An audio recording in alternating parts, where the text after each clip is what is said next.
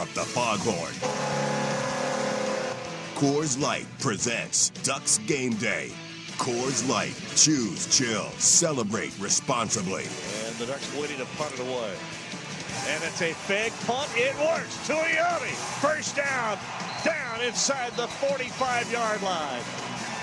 And that was more of a shot put than a pass from James Ferguson. I thought the same thing, too.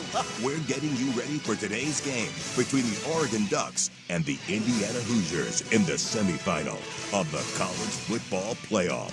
Oregon Ducks football on the Fan is brought to you by Coors Light, Vic Hanna Dealerships, Philbrook Law, Video Only, Bellagio's Pizza, Langdon Farms Golf Club, Wilsonville Toyota, Mountaintop Metal Roofing, Victor Rico's Mexican Food, Legends Casino Hotel, Mods PDX, and Laurelhurst Market Steakhouse and Butcher Shop. Touchdown, Oregon. Now here's your hosts, Andy Johnson and Oregon Hall of Famer Anthony Newman on the Fan Sports Network, 105.1, 1080, and the Odyssey app.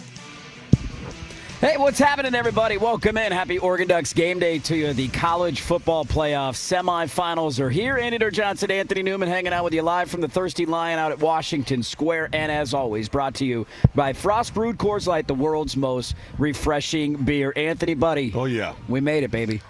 Not yet. Not yet. Semifinals. Okay. Yeah, we're close, right? You told me that we were going to do two more of these bad boys. I said that. And we got at least one more in our books right now. We'll have another one. There you go. Okay. That's a great way to start the show. Right, here we go. we got so much to get to, man. Kickoff coming up at 4:30. Oregon and Indiana, the rematch. How does the second game go? And again, we are live out at Thirsty Lion here at Washington Square. And one piece of advice for anybody that's looking, hey, I'm planning on coming out. This is where the big alumni watch party is going to be later on tonight. I'll just give you a piece of advice. You're going to want to show up relatively soon because we're starting to get a little table space. It's limited. Bar space, it's limited. So this place is going to be packed. There's going to be a lot of Duck fans here, and it's going to be a blast hanging out over the next 2.5 hours. We're on the air all the way up until 2:30. I'm going to start right now with my countdown to kickoff because now it's the easiest time to calculate in my head. We are 4 hours and 28 minutes away to kick off between the Ducks and Indiana on the Fan. The countdown to kickoff brought to you by Legends Casino Hotel in Toppenish within winning distance. We got a couple things I want to get to here in the first half hour, Anthony. But as I always like to do, let's take a look back, man. We haven't had a chance to talk about the Orange Bowl game and the win, and I know that was one that you had to love watching. I mean, it's just a defensive slugfest. Oregon's offense a little clunky here at times, but the main takeaway for me was that was a good Texas Tech offense coming in. Oregon completely shuts them down and shuts them out. First shutout in a bowl game since 1917 we've seen from Oregon. What stood out from what they did on that side of the ball? You know, I say this all the time. Defense wins championships. Yep. Right? I mean, if you defense can travel, you have a chance to win any football game. And Oregon's defense they're playing lights out. Now, Texas Tech, their offense is not the greatest offense, but it doesn't matter. If you shut somebody out, it doesn't matter who you're playing. That's hard to do. Yep. For 4 quarters, 60 minutes of football? Come on. So when you're talking about the front end, the mid-level, which is the linebackers, and then the second level, all the secondary guys, wow. I mean, that was, a game that you enjoyed watching. Sometimes people think, that's boring, there's no offense. But if you're a defensive guy, start thinking about defense. I mean, that was fun to watch. Yeah. It really was. Well, I think what stood out to me, too, was not just the shutout was great, but sometimes you get a dominant defensive performance, and it's like a guy taking over a game. It's an edge rusher that nobody can block. And there were parts of that for Oregon, but I thought what I loved the most about it was the fact that it felt like all 3 levels were making plays. Right? That's right. You had them shutting down the run up front and pressuring the quarterback. That's right. You had the linebackers flying around. Betcher has the forced fumble. And then, of course, the kid that we've talked about all year long, man. It just – a freshman All-American and Brandon Finney with a couple of picks. One of them incredible to bite on the, jump on the route, make the play along the sideline, and then to fall back in coverage in the end zone and make that play. It felt like it was, and this is a defensive guy, man, like in order to play at a high level, you need all 3 phases in connection, and it felt like they had all 3 phases there. Andy, I'm still scratching my head thinking this kid's only a freshman. He's 18 years old. There is no way he plays like a freshman. I'm not seeing this. Wait. Who is this kid? Yeah. He's so smart, and here's what I like about him the most. He's physical. Yeah. He wants to hit anything that has a football. And you love corners like that because you can do multiple things with them. You can play him like an outside linebacker to the boundary, even though he's playing corner, and still cover somebody out of the backfield. When they run his way, he's going to stuff it. Yeah. I mean, you got to love that, right? I know this right now, that the NFL scouts are looking at this kid like he's top 5. I'm telling you. Circle on the 2027 draft board. I'm telling you, this kid's top 5. He's that good. It is funny because when you have corners, there's almost and maybe you get upset about this as a secondary guy. A lot of times we look at corners as guys that don't want to get their nose dirty and throw their head in on the run and be physical in that regard. But there were to your point, there were so many moments in that game where he's identifying a play and it's like the picks stand out, but it's the other little things, the little intangibles that he showed, and one of them is mainly being physical in the run game. It's just not something you see from corners often. It's funny. I played with 2 guys. One was on my right, one was on my left. Charles Woodson was on my left. Eric Allen was on my right. And Charles Woodson would bring it. He's going to hit you. Eric Allen, he's going to make a business decision. If the running back's coming his way, he's all arms. He's reaching. Kind of funneling back into Anthony. Kind of jump outside a little bit and then force him back to the safeties, which here I was coming. I used to tell him, Eric, I'm coming. I'm coming your way. I'll come help you. Just slow him down a little bit.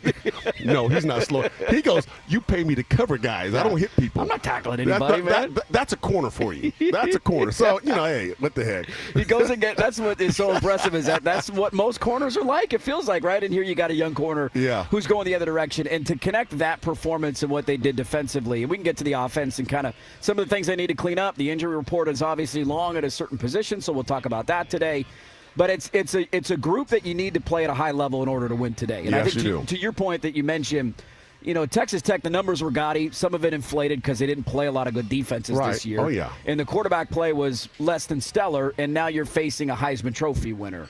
And I go back to that first matchup, Anthony, when Indiana was in town, and we were down there and top 10 game. Let's see how this one shakes out. I actually thought the defense played pretty well in that game. Play bad. It wasn't their. I mean, they had a touchdown on the board, scored as many touchdowns as the offense in the game. The game was tied in the fourth quarter. It's 20-20, right? Yes. And then they just, for whatever reason, they couldn't get stops late in the game, and we can get to some of the X's and O's on that. But to me, I felt this way going into the Texas Tech game when we talked about it. So much attention went on Oregon's offense against that Tech front. How do they handle it? How do you run block? And to me, the bigger matchup the entire time is Texas Tech going to score 10 points in this game? Right. And so now I go, and I know Indiana's going to score 10 points in this game, but I feel like, once again, we're talking a lot about how does Oregon's offense handle Indiana's front and the pressures and all that, when I think Oregon's defense is going to have a lot to say about this game and the outcome of the game because they're coming in playing as good as football as they played all year, and we got an offense that's banged up, and we got a defense that's healthy, and Oregon's going to need them to play at a high level today. That's right, and they always talk about 3 phases to the game: offense, defense, and special teams. And you need 2 out of the 3. So if our offense is struggling today, you need defense. You got to have your defense playing well, and they've been playing well, and that's what you want to see in the defense. And you start getting to these later games. Are you playing in rhythm? Are you playing together? Are you playing well? Yeah. And yes, they are. As a matter of fact, they're starting to play better and better every game that goes by. One thing we have to also pay attention to is special teams. Yeah. I mean, kicking field goals, that's how you win football games, right? I mean, or extra points, or just the little things, or your kickoff team. Don't let the guy run a 70, 80-yard kickoff return back. Right. That has to be shored up. That has to be taken care of. It has to be special. But people don't think about it. They're thinking about the offense and the defense. No, let's win with defense, and let's win with special teams, and let's help our offense out. To that point, it's a great one because you go back to the regular season game, and I pushed back a little bit this week because I think there's this idea out there that Indiana dominated Oregon, and I don't know where that came from, right? I mean, really? To your point, 2020 was 7 minutes to go in the fourth quarter, and then Oregon did not finish the game the way that they wanted to. But to your initial point on special teams, man, you go to the end of the first half of that game. There's 25 seconds left on the clock. Oregon is lined up for a chip shot field goal to go up 13-10. That's right. They miss the field goal. Indiana gets a DPI call the other way and hits a 60-yarder. And all of a sudden you have a 6-point swing where it should have been 13-10, Oregon, and now they're down 13-10 going into the locker room. And Lanning has pinpointed that often this year, and special teams has come up big, but it's always the unforgotten, or the forgotten, I should say, aspect of football that we don't like talking about because it ain't sexy. Watching that game, when we were there watching it, Oregon didn't play well. No. To me, they were shocked by Indiana. I think so, too. I think they were shocked by Indiana. Yeah. It's a different story in this game. Let me ask you about that. So, I mean, you've been coach for a long time. You're a player for a long time. By the way, the mayor of Eugene is in town. We already got people. The autograph line is starting right here. Anthony will sign autographs in the commercial break. In this area. You're back in your hood, man. I'm back in my hood. This is fun, man. I didn't realize you just grew up right up the road. Yeah, right down the street. I used to ride my bike to Washington Square all the time coming over here. Yeah. It was fun being back in the old hood. But, yeah, there you go. Go Beaver to Beavers. But, I mean, to the point of you've been around this game a long time, and there's this notion that it's hard to beat a team twice. Yes, it is. And the psychological edge. Now, sometimes that's just a talking point, and it doesn't work out, right? Like Washington beat Oregon twice 2 years ago. Yeah. And we all thought going into the Pac-12 title game, well, that's going to be tough. What is it about either the advantage or the disadvantage? And then on top of that, like, Lanning mentioned yesterday, sometimes – the chess match gets a little in your head where, do I need to change this? Or did this work? Should we do this again? Or are they going to game plan for this? And sometimes it becomes a bigger thing in your head than it actually is the tweaks. What goes into a second game when you've seen a team already and you're on the losing end of that should put a little bit of a chip on your shoulder? For coaches, it's much harder. Yeah. Because you're trying to figure out, okay, what do we do wrong and what do we change? And do we change anything? If we won the game, do I change it? Why do I change it? It's working well. Right. Now, if we're losing the game, if we lost the game, okay, that's a different story. What are the things that we need to improve on? And you can't look at, I hear coaches all the time, it's not a revenge game. Hey, forget about all that. Okay, it's a new football game. We got new players. We got injuries. It's a new atmosphere, environment, everything. Let's concentrate on how we have to play as a team. Yeah. Okay, and not worry about them because we give them respect. And I say this, and I'll say it all day long. This team, Indiana, shocked Oregon the first game. They weren't expecting this. Really, no one was. No. I mean, think about it. No, at that time, we looked at Indiana as a team who was a fun story, but they got dominated by Notre Dame and Ohio State last year, and we thought, all right, I mean, it's cute. What you're doing is impressive, but you're not on this level yet. This team can play. Yep. So now you've earned the respect of the Oregon players going, oh, yeah, you got us last time.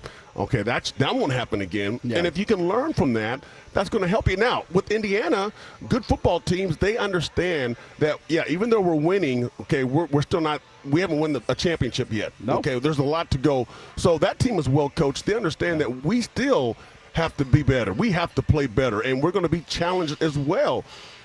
This is going to be a game. It's going to be a battle. This is going to be a battle. It really is. It's going to be a fun one. We are live out at the Thirsty Lion in Washington Square. We're going to be here all the way up until 2:30 today. So stop by, say hello, and then the big alumni watch party will be here, and the seats are already filling up. It's a great place. They got great vantage points to TVs, both inside the restaurant here and then outside the bar. So stop by, say hello, and we're getting closer to kickoff, man. Oregon and Indiana, the college football playoff semifinal, and now the possibility of a Mario Cristobal matchup against Dan Lanning in the national championship game. Can you believe that? You never put the cart before the horse. Oregon's got a tough one tonight. You got to win it, but Mario punched his ticket last night. So we'll have some thoughts on that. We'll get into the offensive side of the ball, and then the looming elephant in the room for Oregon. Can Anthony Newman run the ball tonight? Can we get him on a private jet to Atlanta in time for the game? Those old days. Knowing his background as a running back. I think it's time, baby. Bust off the pads. We'll see what he can do. We're just getting started. Lots more to get to. Stop by, say hello out at Thirsty Lion. Getting closer to kickoff. Back after this on 105.1 FM The Fan. It is currently 45 and overcast here in Portland, looking at a high of 49 today. Should stay dry. We've got an air stagnation advisory as there is almost no wind. We'll hit a low of about 35 before a cloudy day tomorrow with a high of 46. In Atlanta, currently 69 and cloudy in the climate-controlled Mercedes-Benz Stadium. The temperature should remain about the same. I'm Jeff Rust with Ducks Game Day weather every 10 minutes, brought to you by Mods PDX. The future of building is here. Bellagio's Pizza, a Northwest favorite.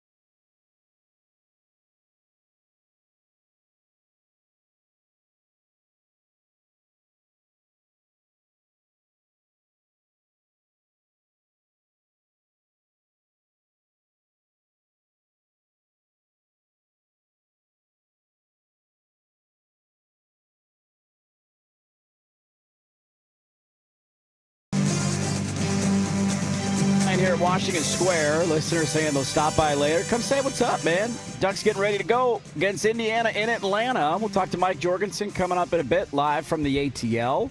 Last time we were down in Atlanta, it was not a happy memory. It was a 49-3 loss to Georgia. Oh. That was not fun. I didn't like Hopefully that. this is the bookend of where Dan Lanning's era started and where we're heading into the future. Yeah. Another note on that is I didn't realize this until this week, and we'll get to him because he's in the news after the injury report last night. I didn't realize that Noah Whittington grew up in Georgia, played high school football in Georgia. Yeah. And he played in 2 state championship games in that stadium, and he lost them both. Oh, really? So he's got a little. Hey, we got to get some good memories in this building, man. We got to change some things, We got to change something up here, man. This ain't getting the job done. No. But let's get to that elephant in the room. And I know we got the injury report coming up a little bit later on here in the show, and we talk about some other angles around it. I mean, I think the main thing that every Duck fan's panicked about, according to everything that my buddies are texting me right now, asking for info and questions on, is there a healthy running back available on the roster, and who's going to carry the rock? So if you don't know, and if you're just, you've been living under a rock, here's what the situation is.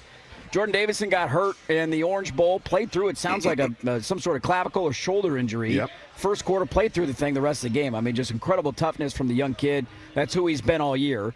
The college football calendar now works where the transfer portal is open in the middle of teams trying to win a championship. So Jaden Lamar and Mekhi Hughes have said, we're heading out. We're going in the portal because Oregon's got these 2 freshman backs. We ain't jumping them in the depth chart next year, so we got to go play.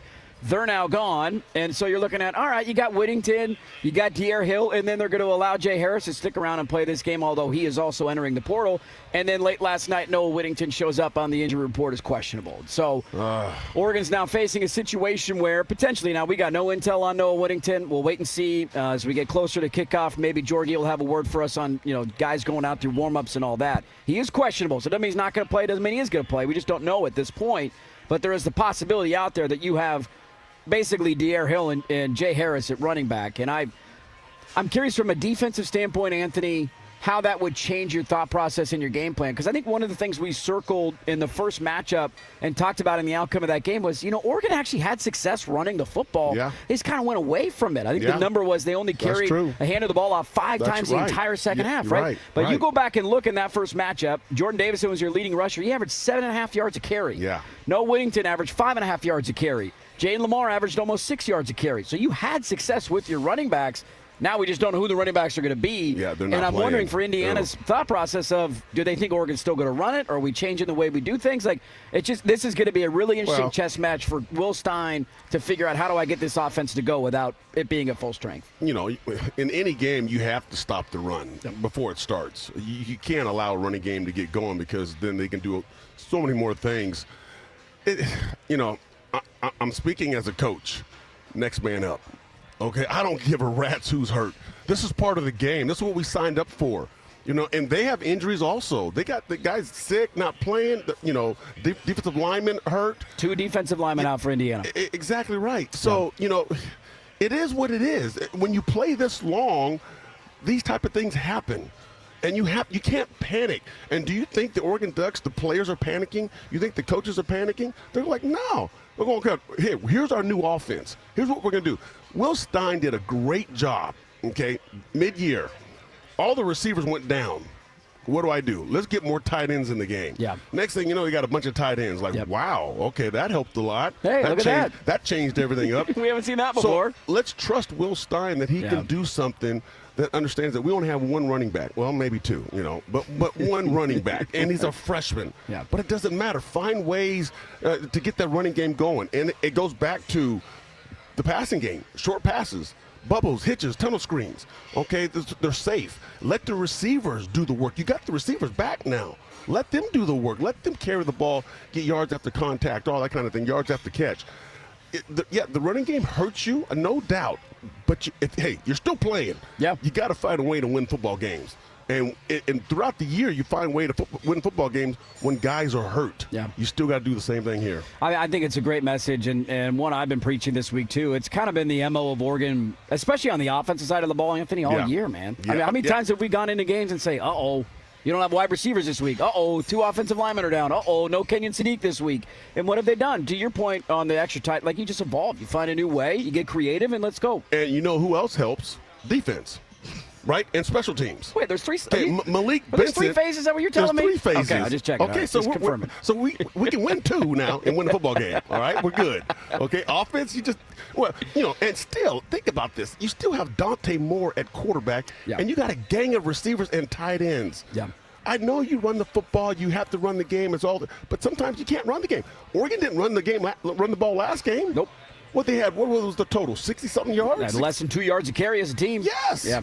And they won the football game. They found a way to win. You find a way to win. Yeah, it's just, that's football, and I love the mentality, too, of man, it's game 15. Yeah. Like, this football, it's a war of attrition. Who's healthy at the right time? Yeah. And watching that Miami game last night, and you're watching the second half, Miami's defense is dominant in the first half. Ole Miss having a really hard time moving the ball outside of one long run.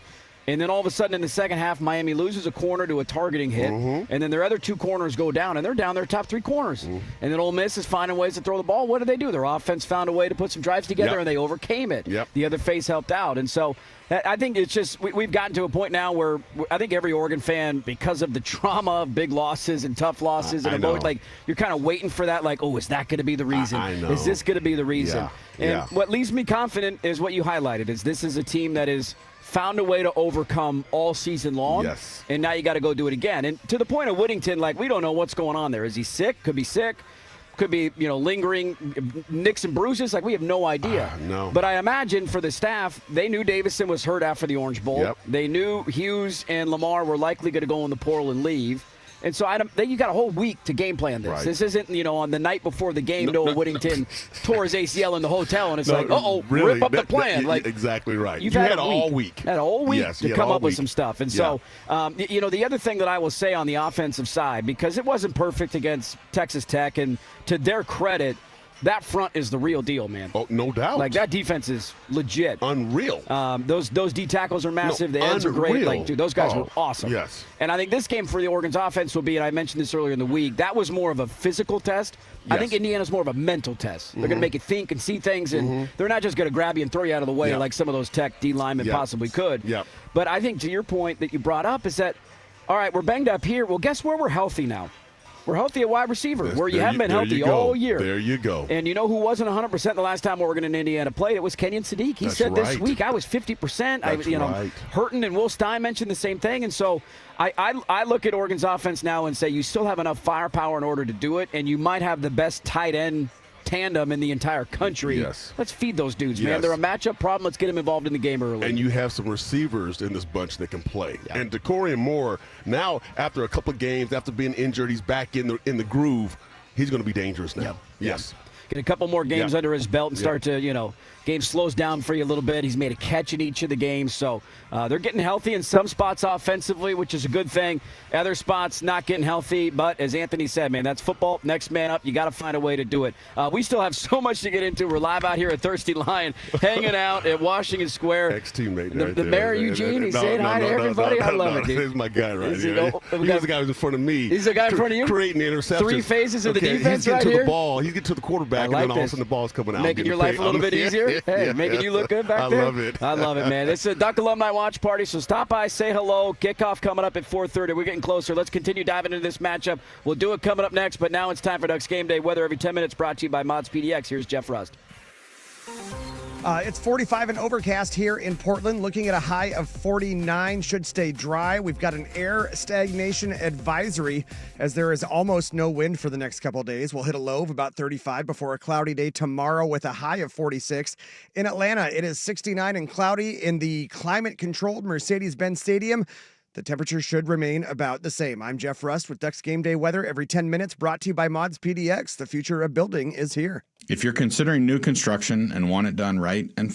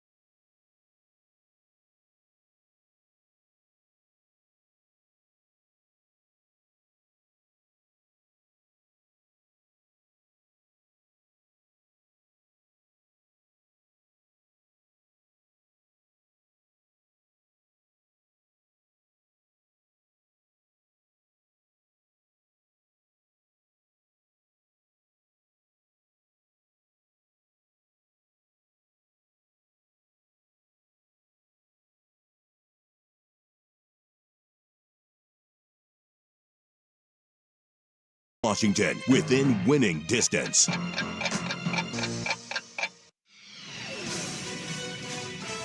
Fire up the foghorn. Coors Light presents Ducks Game Day. Coors Light. Choose chill. Celebrate responsibly. And the Ducks waiting to punt it away. And it's a fake punt. It works. Tuioti. First down. Down inside the 45-yard line. And that was more of a shot put than a pass from Mike Jorgensson. I thought the same thing, too. We're getting you ready for today's game between the Oregon Ducks and the Indiana Hoosiers in the semifinal of the College Football Playoff. Oregon Ducks football on the Fan is brought to you by Coors Light, Decana Dealerships, Philbrook Law, Video Only, Bellagio's Pizza, Langdon Farms Golf Club, Wilsonville Toyota, Mountaintop Metal Roofing, Victor Rico's Mexican Food, Legends Casino Hotel, Mods PDX, and Laurelhurst Market Steakhouse and Butcher Shop. Touchdown, Oregon. Now here's your hosts, Andy Johnson and Oregon Hall of Famer Anthony Newman on the Fan Sports Network, 105.1, 1080, and the Odyssey app.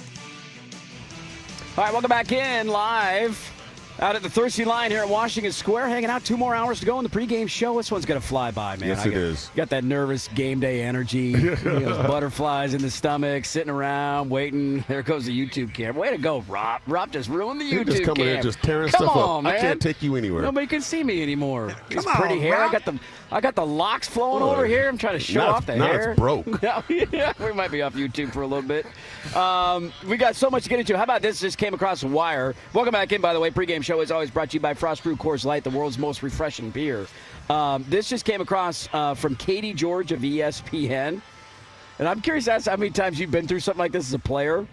That basically Oregon has taken 2 defensive players and worked them out at running back all week this week. The 2 players, Hassan Ritter, who is a safety, and then Braden Platt, who is a young kid. Oh, yes. He played running back at dude, what school in Washington? Some school in Washington. I can't remember where he's from, but I know he's Washington. Yeah, he's a baller. He's a big kid. Built like a brick house, man. Yeah. He's a big dude. And so they're giving him some reps this week and seeing maybe in goal line situations. They're saying Noah Whittington, according to ESPN, will be a game-time decision with an undisclosed injury. So that's where we're at on the running back situation. We might have a linebacker carrying the rock. Get creative, baby. Get one of those big guys in. I texted Dusty. He didn't respond to me. I said, hey, Dusty, slip a note to Will Stein and tell him, Kenyon City's got to be good for 4 yards of carry. I know. He's got to be good for 4, right? He can do anything. The guy can go anywhere. He can play quarterback. I mean, just sit there and wildcat. I mean, we lose all these wide receivers, and what they do, they just kind of flex them out. Like, you go be a wide receiver. Now, can we do that at running back tonight with him? Here's what makes Oregon fullback, nervous. baby. That's right. Yeah, there that's you go. right. Fullback. Here's what makes Oregon nervous. If you got D. Hill, he's your running back. He's your guy. Yeah. Okay, he gets banged up. Well, who's next? There's when the concern comes in. Yeah, that's the problem. Yeah. I mean, because again, it's a physical game. It's not just going into the game. It's what if somebody gets hurt in the game. Thank you. Yes, you have to have a backup. You have to have a plan. And these guys might not see the field. They might not run the ball. They're going to go in there. They may block, but just in case something happens, you have to have a backup. Let me ask you about this. So on the running back note, we're going to spend a lot of time on this because it's one of the biggest storylines of the game, right? And I know we'll go behind enemy line, get our injury report here in a bit. But I think one of the things that people are curious about from a football standpoint that you could talk about is, man, D.R. Hill's got blazing speed. Why can't this guy be an every down back? But I think sometimes people lose sight of what it means to be an every down back. And to be honest with you, that's one of my biggest questions going in. It's not the fear that D.R. Hill can't carry the rock and be effective doing it. We see him do it all year. Yeah. It's the idea of can you pick up a blitz? Can you do all the other things that come with playing running back? Thank you. And if that comes on D.R. Hill and Jay Harris, I think that's more of a concern than necessarily running the football. It's the other aspects of the offense. D. Hill's not the biggest running back. And he's a guy who can run. He has speed. Yeah. You get that. You use that. You use that as a strength. Okay, we're going to get him on the outside. Now, if you're trying to run inside, or if you're passing the ball and the running backs have to block, you got to pick up those linebackers. He's not the biggest guy to pick up linebackers. So that's why, you go through the week, hey, let's get some other running backs. Let's get an ex-linebacker or ex-running back, but now plays linebacker. In passing situations, we'll bring him in, and maybe he has to block. Now, you're telling the defense what you're doing. Sure. Because you know that this guy's coming in. He's not going to go out. He's not going to run the football. You're going to pass the football. But it doesn't matter sometimes. Coach said this all the time. I remember this is a thing that I see with our defense. I don't care if they know what we're doing. They can't stop us. Yeah. Right? So if the guy comes in to block, yeah, he's going to block. And then your DBs can't cover our receivers long enough because we're going to get max protection. Right. So it doesn't matter. Right. So who cares? So those are the type of things that are happening behind closed doors during the week of practice, trying to prepare for, yes, we have one running back. We understand that. The kid can go, but he's a freshman also. Yeah. He's only a freshman. He's gotten better as years gone on, man. Yeah. And I think the exciting thing for me is we don't know how the game's going to play out. Obviously, hoping Oregon wins and plays for a national championship for the third time in program history. The exciting thing, and I think we've learned this throughout the course of the year, that Oregon's been a team, like, if I ask you about Malik Benson at the end of September, what stands out about him? There's not a lot there, right? No, yeah. Or, you go back to the first Indiana game, Jamari Johnson had a massive drop in that game on a third down that would have moved the chains. Yeah. He wasn't really a part of the offense at that point. Right. And then you look up a month later and That's you're saying, right. dude, this guy's a beast. Yeah. And you could make an argument in the month of November that Malik Benson was your most valuable player from what he did against USC, what he did in the big catch and run against Washington. And so that's the exciting part about injuries for me, is that we look on the idea of, well, he's not playing, that's going to kill us, instead of the idea of, whose opportunity is this going to be? And to the point on running back, maybe this is a game where D'Air Hill says, man, I can be an every down back. I just haven't been asked to do that because we got other guys in front of me. I'm ready, and I'm going to go have my night to shine. Well, as a defensive coordinator, if you have to deal with Oregon offense, the problem is this. They spread the ball around. Okay, there's no one guy you have to key on. Yeah, there's a couple of guys. Yeah, Torian Moore can play. Malik Benson getting over the top of the defense. But now you're watching over the top of the defense. You're watching the running game. You're watching Sadiq in the flat. Yeah.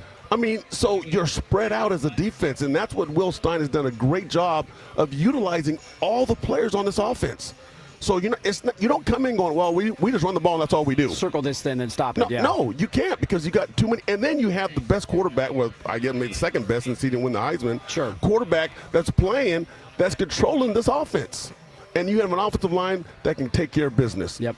You're okay. You got to go You're find okay. other areas, make up for other areas, right, and fill in those gaps. Yeah. And it's going to take all hands on deck, but it was going to either way, because Indiana it doesn't matter. Deserves a bit credit to the best team in the country, man. They're undefeated. Yes. They're the only undefeated team left, and Oregon's going to try and end that run here tonight. 4:30 kick. It's going to be right here on the Fan. Watching at home. You can see it on ESPN. Can't wait. We're getting closer to kickoff. Kickoff is now. You ready for this? Just under 4 hours. How's that, Russ? Not bad. Just under 4 hours away. Countdown to kickoff. We're getting there. We're getting there. Kickoff. Brought to you by Legends Casino Hotel and Toppenish, within winning distance. I want to talk a little bit more about those tight ends coming up next. Actually, no, we're going to go to the behind enemy lines. We'll get to the tight ends in the breakdown, and then I want to ask Anthony about what goes into trying to stop a quarterback running who's not an elite runner, in terms of we don't spy him, but he's going to kill us with our legs, and that happened in the first matchup. And so some of the things Oregon can cook up defensively. We'll go behind enemy lines coming up next, though, and hear from the Indiana quarterback going into this second matchup between the Ducks and the Hoosiers. That is next, but now it's time for the Ducks Game Day weather every 10 minutes, brought to you by Mods PDX. Here's Jeff Rust. It is 45 and overcast here in Portland, looking at a high of 49. Should stay pretty dry. We've got an air stagnation advisory, as there is almost no wind for the next couple days. We'll hit a low of about 35 before a cloudy day tomorrow, a high of 46. In Atlanta, it is 69 and cloudy, and in the climate-controlled Mercedes-Benz Stadium, the temperature should stay about the same. I'm Jeff Rust with Ducks Game Day weather every 10 minutes, brought to you by Mods PDX. The future of building is here. What if sports were traded like markets? Now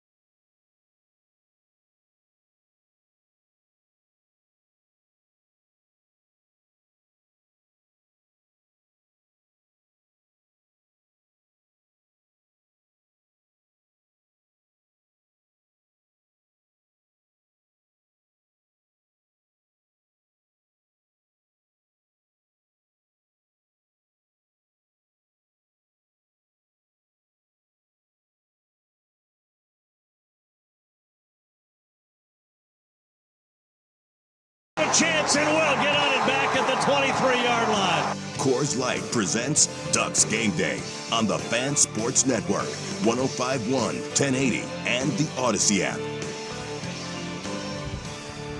Welcome back in, live out at the Thirsty Lion here in Washington Square. You can see fan personalities like Lowercase CJ's here. We got Isaac Ropp in the building on a day off, showing up to a fan event. Jason Swigard showed up because there's a free tab and he's getting a drink out of it. So come stop by, say hello. Seats filling up. Kickoff coming up at 4:30. One note before we get to behind enemy lines, although this is going to be fitting to bring up here, multiple Duck folks down on the boots on the ground, if you will, in Atlanta reporting.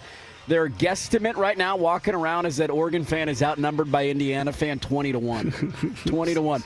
So it ended up being the case in Miami for the Orange Bowl. That was the biggest game in Texas Tech history. So their fans flocked down to Miami for that game. Easier to get there from Lubbock. And it sounds like the case would be the same. Indiana's not played in a lot of these big games in their history. Their fans are jonesing for this opportunity. That's right. Hey, why not one more us against the world? This is going to be an Indiana home game down in Atlanta. Their fans are not playing, so By the way, it doesn't matter. To add, that's exactly right. One more angle on that, too. If Oregon does find a way to win, you know where the national championship is? In Miami. Who are they playing? Miami. That's right. They might have to play a road game for the national championship. Let's go behind enemy lines. Fernando Mendoza won the Heisman Trophy. He was good and efficient in that first matchup back in Eugene.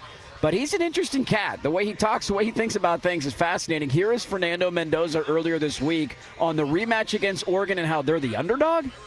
I would say that Oregon's a fantastic team. They're a national powerhouse. And although that we beat Oregon, it shows that we are still the underdogs. You know, at that point, you know, we were for sure the underdogs. They're ranked above us. However, we're trying to keep that underdog mentality going into this game. As, you know, we might be ranked higher than them now in the college football playoff seed, but it's a neutral site right now. It's a neutral site. They have fantastic talent on their team. Like I said before, draft picks, star-studded all across the board, offense, defense. And so we're really just trying to have that underdog and hungry and humble mentality. It's easier said than done. I don't know how you argue we won the game. That means we're the underdog the second time around. Vegas tells me you're a 3-point favorite, and it's not a neutral site. He's a little different. He's a little bit different, is he not? No, he's way different. He was a Cal guy. He went to Cal. He's one of those Cal guys. That went to Cal. You're a little, A couple screws loose from down there in Berkeley. Yeah. And, you know, and the coaching staff there, you know, they're making sure the kids say the right things. Yeah. Oh yeah, this is going to be the toughest game of our lives. This is going to be tough. Shut up. You guys know you're good. You guys know you can play. I mean, you beat Ohio State. You beat all these top teams. Come on. You beat Alabama. Don't give me that. Get out of here. Don't be stealing my line. We're the underdog this week. Nobody's giving us a chance. Really? All right? That's Oregon in this game. Don't be stealing our thunder in that matchup. He is an interesting cat, but he's a hell of a quarterback. And as we kind of lead into the breakdown, Anthony, that's where I wanted to start, because when I go back, I went back and watched that first game this week because I'm like, it's going to be painful. But let's kind of revisit how this game played out. I thought Oregon's defense played really good football for the majority of the game. Oregon's offense essentially handed Indiana multiple points, right? Opening drive of the game, you get stopped on fourth down in your own territory, Indiana kicks a field goal. Late in the game, down by 7, you throw a pick, they get a field goal, right? So you kind of handed them 6 points there. Outside of that, you hold Indiana to 24. What really broke their back, I felt like multiple times, and I think it happened on a couple of third and mediums, was quarterback draws. Yeah. It was losing sight of Mendoza in the run game. He had 6 carries for 31 yards, and that's sack adjusted. So when you just count his rushing total, it was higher than that. That's including his sack yardage. Just how difficult that is for a defense to game plan, because, it's one thing if you're going against a Damon Williams and saying, all right, we're going to have a safety just eyeball this guy the entire game because we don't think he can beat us with his arm, and he's a dynamic athlete. I don't know if you could do that because Indiana's passing attack is so good, and just how difficult that is of having a guy that can just, here comes the pocket, it's collapsing, I'm going to go get 5-6 yards. Yeah, see, when you take a linebacker or somebody or a safety to spy, now that takes away the coverage. Yeah. That takes away a spot in the coverage, shallow or deep. Or if you take a DB and you bring him down to spy, now all of a sudden there's the corners are looking for their safeties over the top. So that's hard to do. Mendoza's not going to kill you in the running game, like running the ball. Right. I mean, but he can get those extra yards that if it's 3rd and 8, he's going to pick up 9 yards. Yeah. I mean, he's good enough.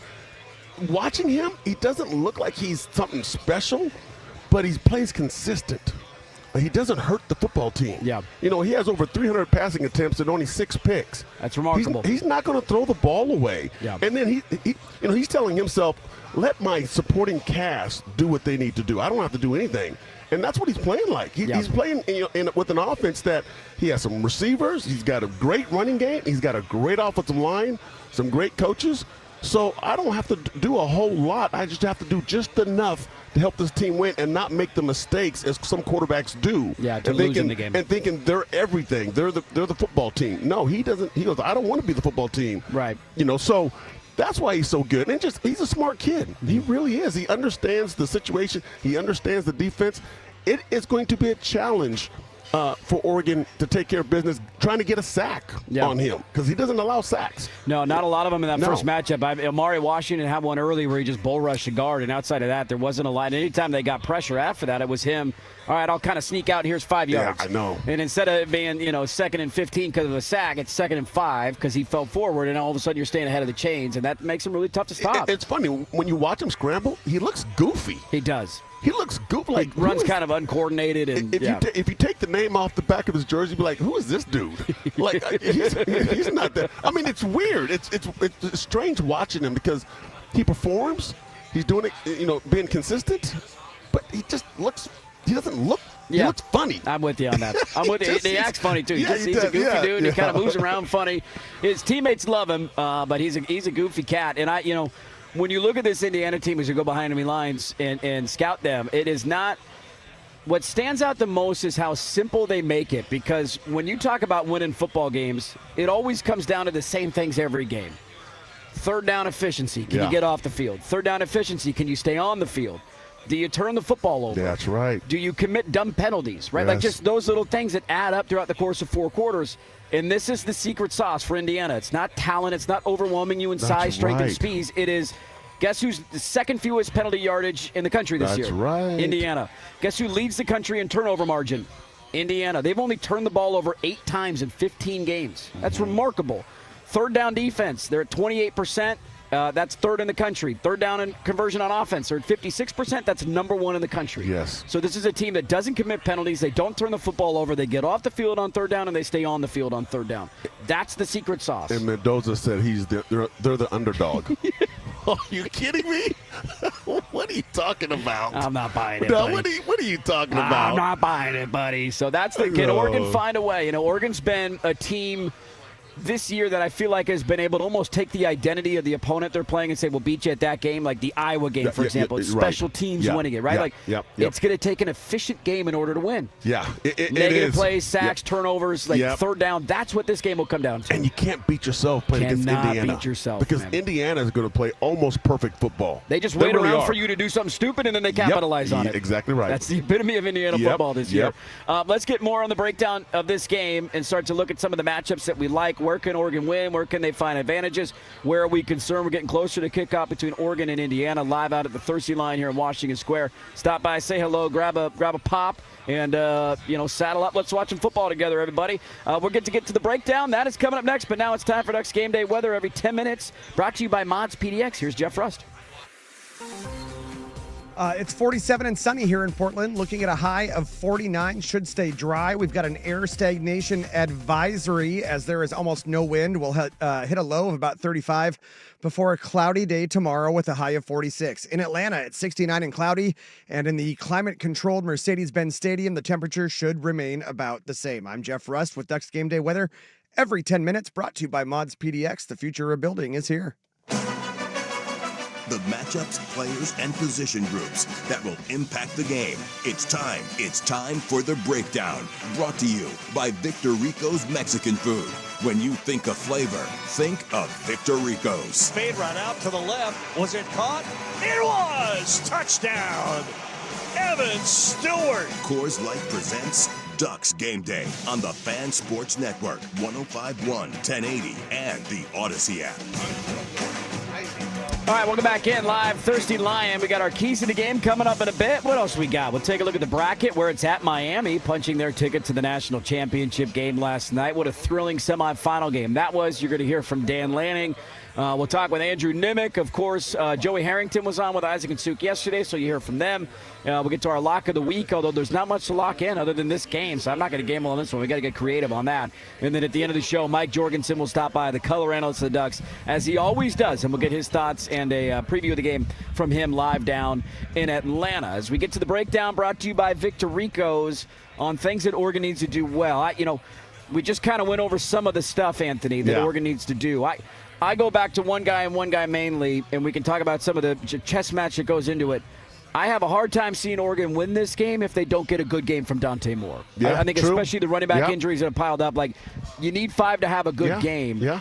And I think the biggest question I have is how much did you possibly learn from the first matchup about what Indiana does? Because they have a unique ability to really confuse everybody. And, from a defensive standpoint, you can get into this a little bit of just, there were times in that game where offensive linemen had no clue where guys were coming from. Running backs getting run over because they didn't see a linebacker coming. Dante didn't see a blitz or maybe he thought he didn't have time, but he had time, so he kind of rushed out of the pocket. It just, they got kind of sped up and screwed up in the head, and that will be the biggest question I have in this game is how much did you take from that? And what can you input it to tonight to not have that happen again? Okay, and I'm going in another direction. I'm going to go with the offensive linemen. Yeah. They need to have a game. They do. They need to have their best game ever. Because, again, you're missing 3 running backs, okay? And in the last game, you didn't block great. Dante was running for his life. Yep. The guys might have been open down the field, but if the quarterback's running for his life, he's not looking down the field. He's looking at the defensive end trying to get a sack. So the offensive line, they have to create holes to whoever's running the football. Okay, they have to try to find some time, to buy some time to allow Dante to throw the ball, because I think the receivers for Oregon are ready to rock and roll. Yeah. And also with the tight end group as well. So Dante needs time to throw the football. And then you just have to dominate and be physical, because this Indiana team is a very physical team. And they beat Ohio State. They beat Alabama. And everybody's talking about, how physical they are. Well, now you need to match that up front in the trenches. What is it about those simulated pressures that make them so hard to understand from an offensive side? Because when you look at the size and the weight of Indiana's defensive line, it doesn't overwhelm you, right? It's not like you're 6'5", 340 across the board, and we just can't physically move these guys. They have a great ability to just confuse the hell out of an offensive. I don't know who the hell is coming and when they're blitzing and where the pressure's coming from. It's kind of funny with our defense, my high school defense. We do the same thing. We don't have a bunch of big guys. Yeah.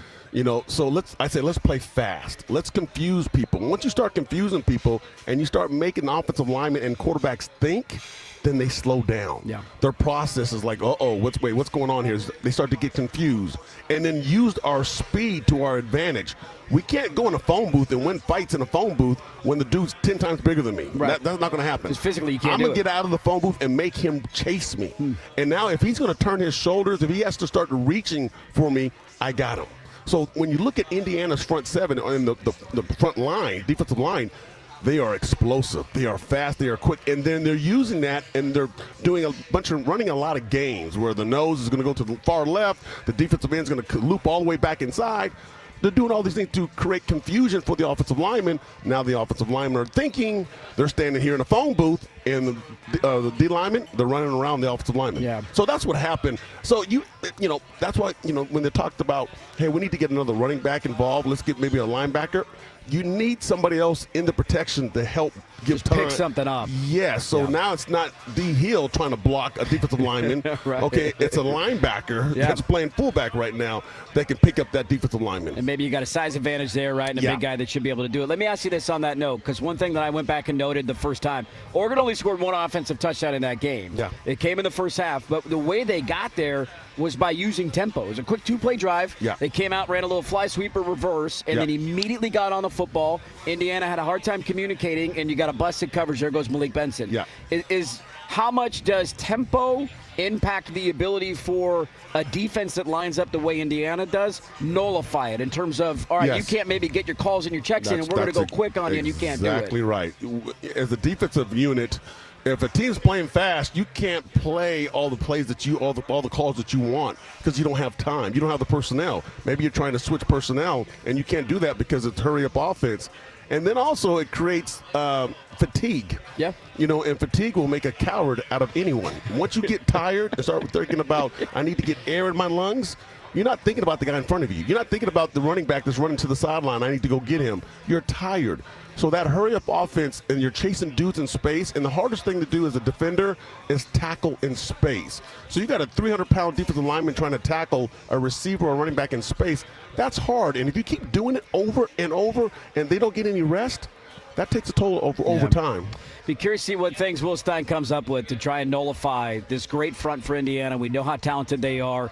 And, you brought it up. I mean, this was the thing going into the first game where you're like, how good is Indiana? And then they beat Oregon. I know. And you say, all right, well, that's a pretty good team. And then they beat Ohio State in the Big Ten championship game. Yeah, I know. And then you beat Alabama by 35 in the Rose Bowl. And it's like, oh, okay. There's no more questions left. Nobody's doubting you anymore.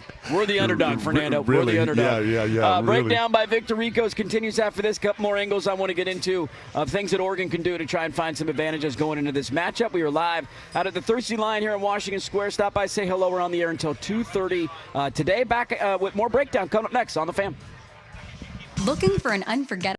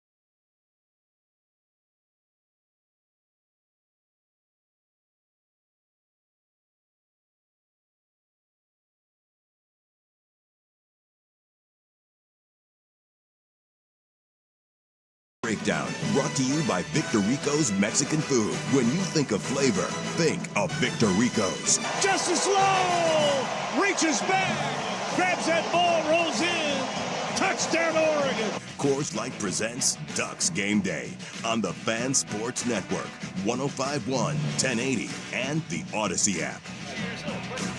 Our keys of the game right around the corner. What does Oregon need to do in order to get a win today? We kind of talked about that over the last hour plus, if you will, but we'll get a little bit more into it. Bracket breakdown coming up. We'll take a look at a trend coming to an end and a unique power balance shift in the world of college football that was solidified last night. And then you're going to hear from Dan Lanning coming up in a bit. So all of that right around the corner. We are live out at the Thirsty Line here at Washington Square.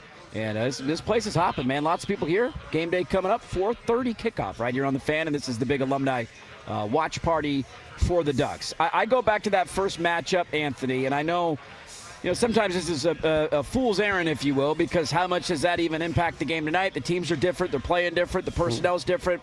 Challenging to do. Yeah. But the thing that stood out the most to me is when I combine the tight end room for Oregon. It was 3 catches for 24 yards. Oh, yeah. Kenyon Sadiq had 2 for 21. Jamari Johnson had 1 catch for 3 yards. And it's one of the biggest questions I have about their offense and finding some ways through is can you utilize those guys? Because I genuinely think, and you talk about this all the time, about how difficult tight ends are in matchups. Like, you got workhorses here, man. You got thoroughbreds. You got to find ways to get them the football early and often. And if you do that, it can open everything else up for everybody else around them. If you have a good tight end in your offense, then you're legit.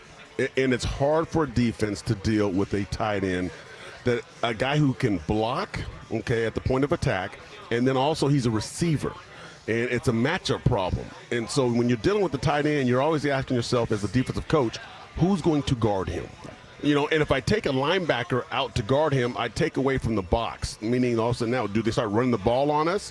Okay, because I got a linebacker trying to cover a tight end, or the tight end is in. Maybe you bring 2 tight ends in, just like Oregon does, and now they're blocking. You know, helping. You know, with the 8-man front. Yeah. Yes.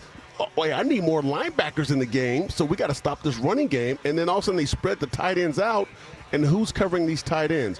That's why it's a nightmare. It just creates problems. And, you know, I understand that it is a problem when you're missing 3 of your running backs, your dogs. I get it. But Not ideal. Yeah, but you got 1. Yep. Okay? And then you have maybe 2. We don't know about Noah yet. We're still waiting on Noah. Exactly. Yep. And then you got some receivers that can do some things. So you're still okay. When you have 2 tight ends in the game, man, who's covering both tight ends? You can't. If you have a safety and a linebacker covering both tight ends, now the running game could be a little easier because you're taking that linebacker and that safety out of the box because they're worried about the tight ends. Yeah. And now the box is light, and now we can run the football. That's why I said it's important for the offensive line to show up this game. Yep. It's on them. It's not really on Dante. It's not really on Sadiq and the tight ends and all that group. It's on the offensive linemen. They need to take advantage of when the box is light. When we're talking about the box area, that is, close to the line of scrimmage. All the guys, linemen, all the big guys. I don't want to say fat guys, the big in-shape guys. Okay, they're all standing next to the football. Okay, that's the box area. If you get that light, you start taking guys out of the box. Now you start running in the box. Yeah. You know, so that's going to be fun to watch. It's a chess game. It really is. See how Oregon responds. One of the other guys that I'll circle for this one too is Roger Saliapaga, your number 3 tight end. Oh yes. He's played more snaps as the season has come on. They like his development, and so to that point, how you get creative, you might see a lot of 3 tight end sets tonight where you're leaving 2 of those guys in to protect, Why and maybe not? it's Sadiq or Jamari Johnson going out in a route. That's right. And you're not quite sure which one's going to go out in a route, and so that's right. Get creative. Tight ends got to have a big game tonight. I think that's a big advantage for Oregon in this game. Is their tight end position group is the best, maybe in the country, probably in the country. Yeah. So those guys got to play at a high level. Breakdown brought to you by Victoricos. They break down your game day meal, catering, and the ease of the Victoricos app. When you think of flavor, think of Victoricos. Let's get to our keys to the game. Those are coming up next. We're live out at Thirsty Lion. Have a great time here in Washington Square. Stop by, say hello. Keys to the game coming up next on The Fan. It is 47 and sunny here in Portland, looking at a high of 49. Should stay dry. We've got an air stagnation advisory as there is almost no wind. We'll hit a low of about 35 before a cloudy day tomorrow with a high of 46. In Atlanta, it's 69 and cloudy. In the climate-controlled Mercedes-Benz Stadium, the temperature should remain basically the same. I'm Jeff Rust with Ducks Game Day weather every 10 minutes, brought to you by Mods PDX. The future of building is here. Your home for Oregon Ducks football.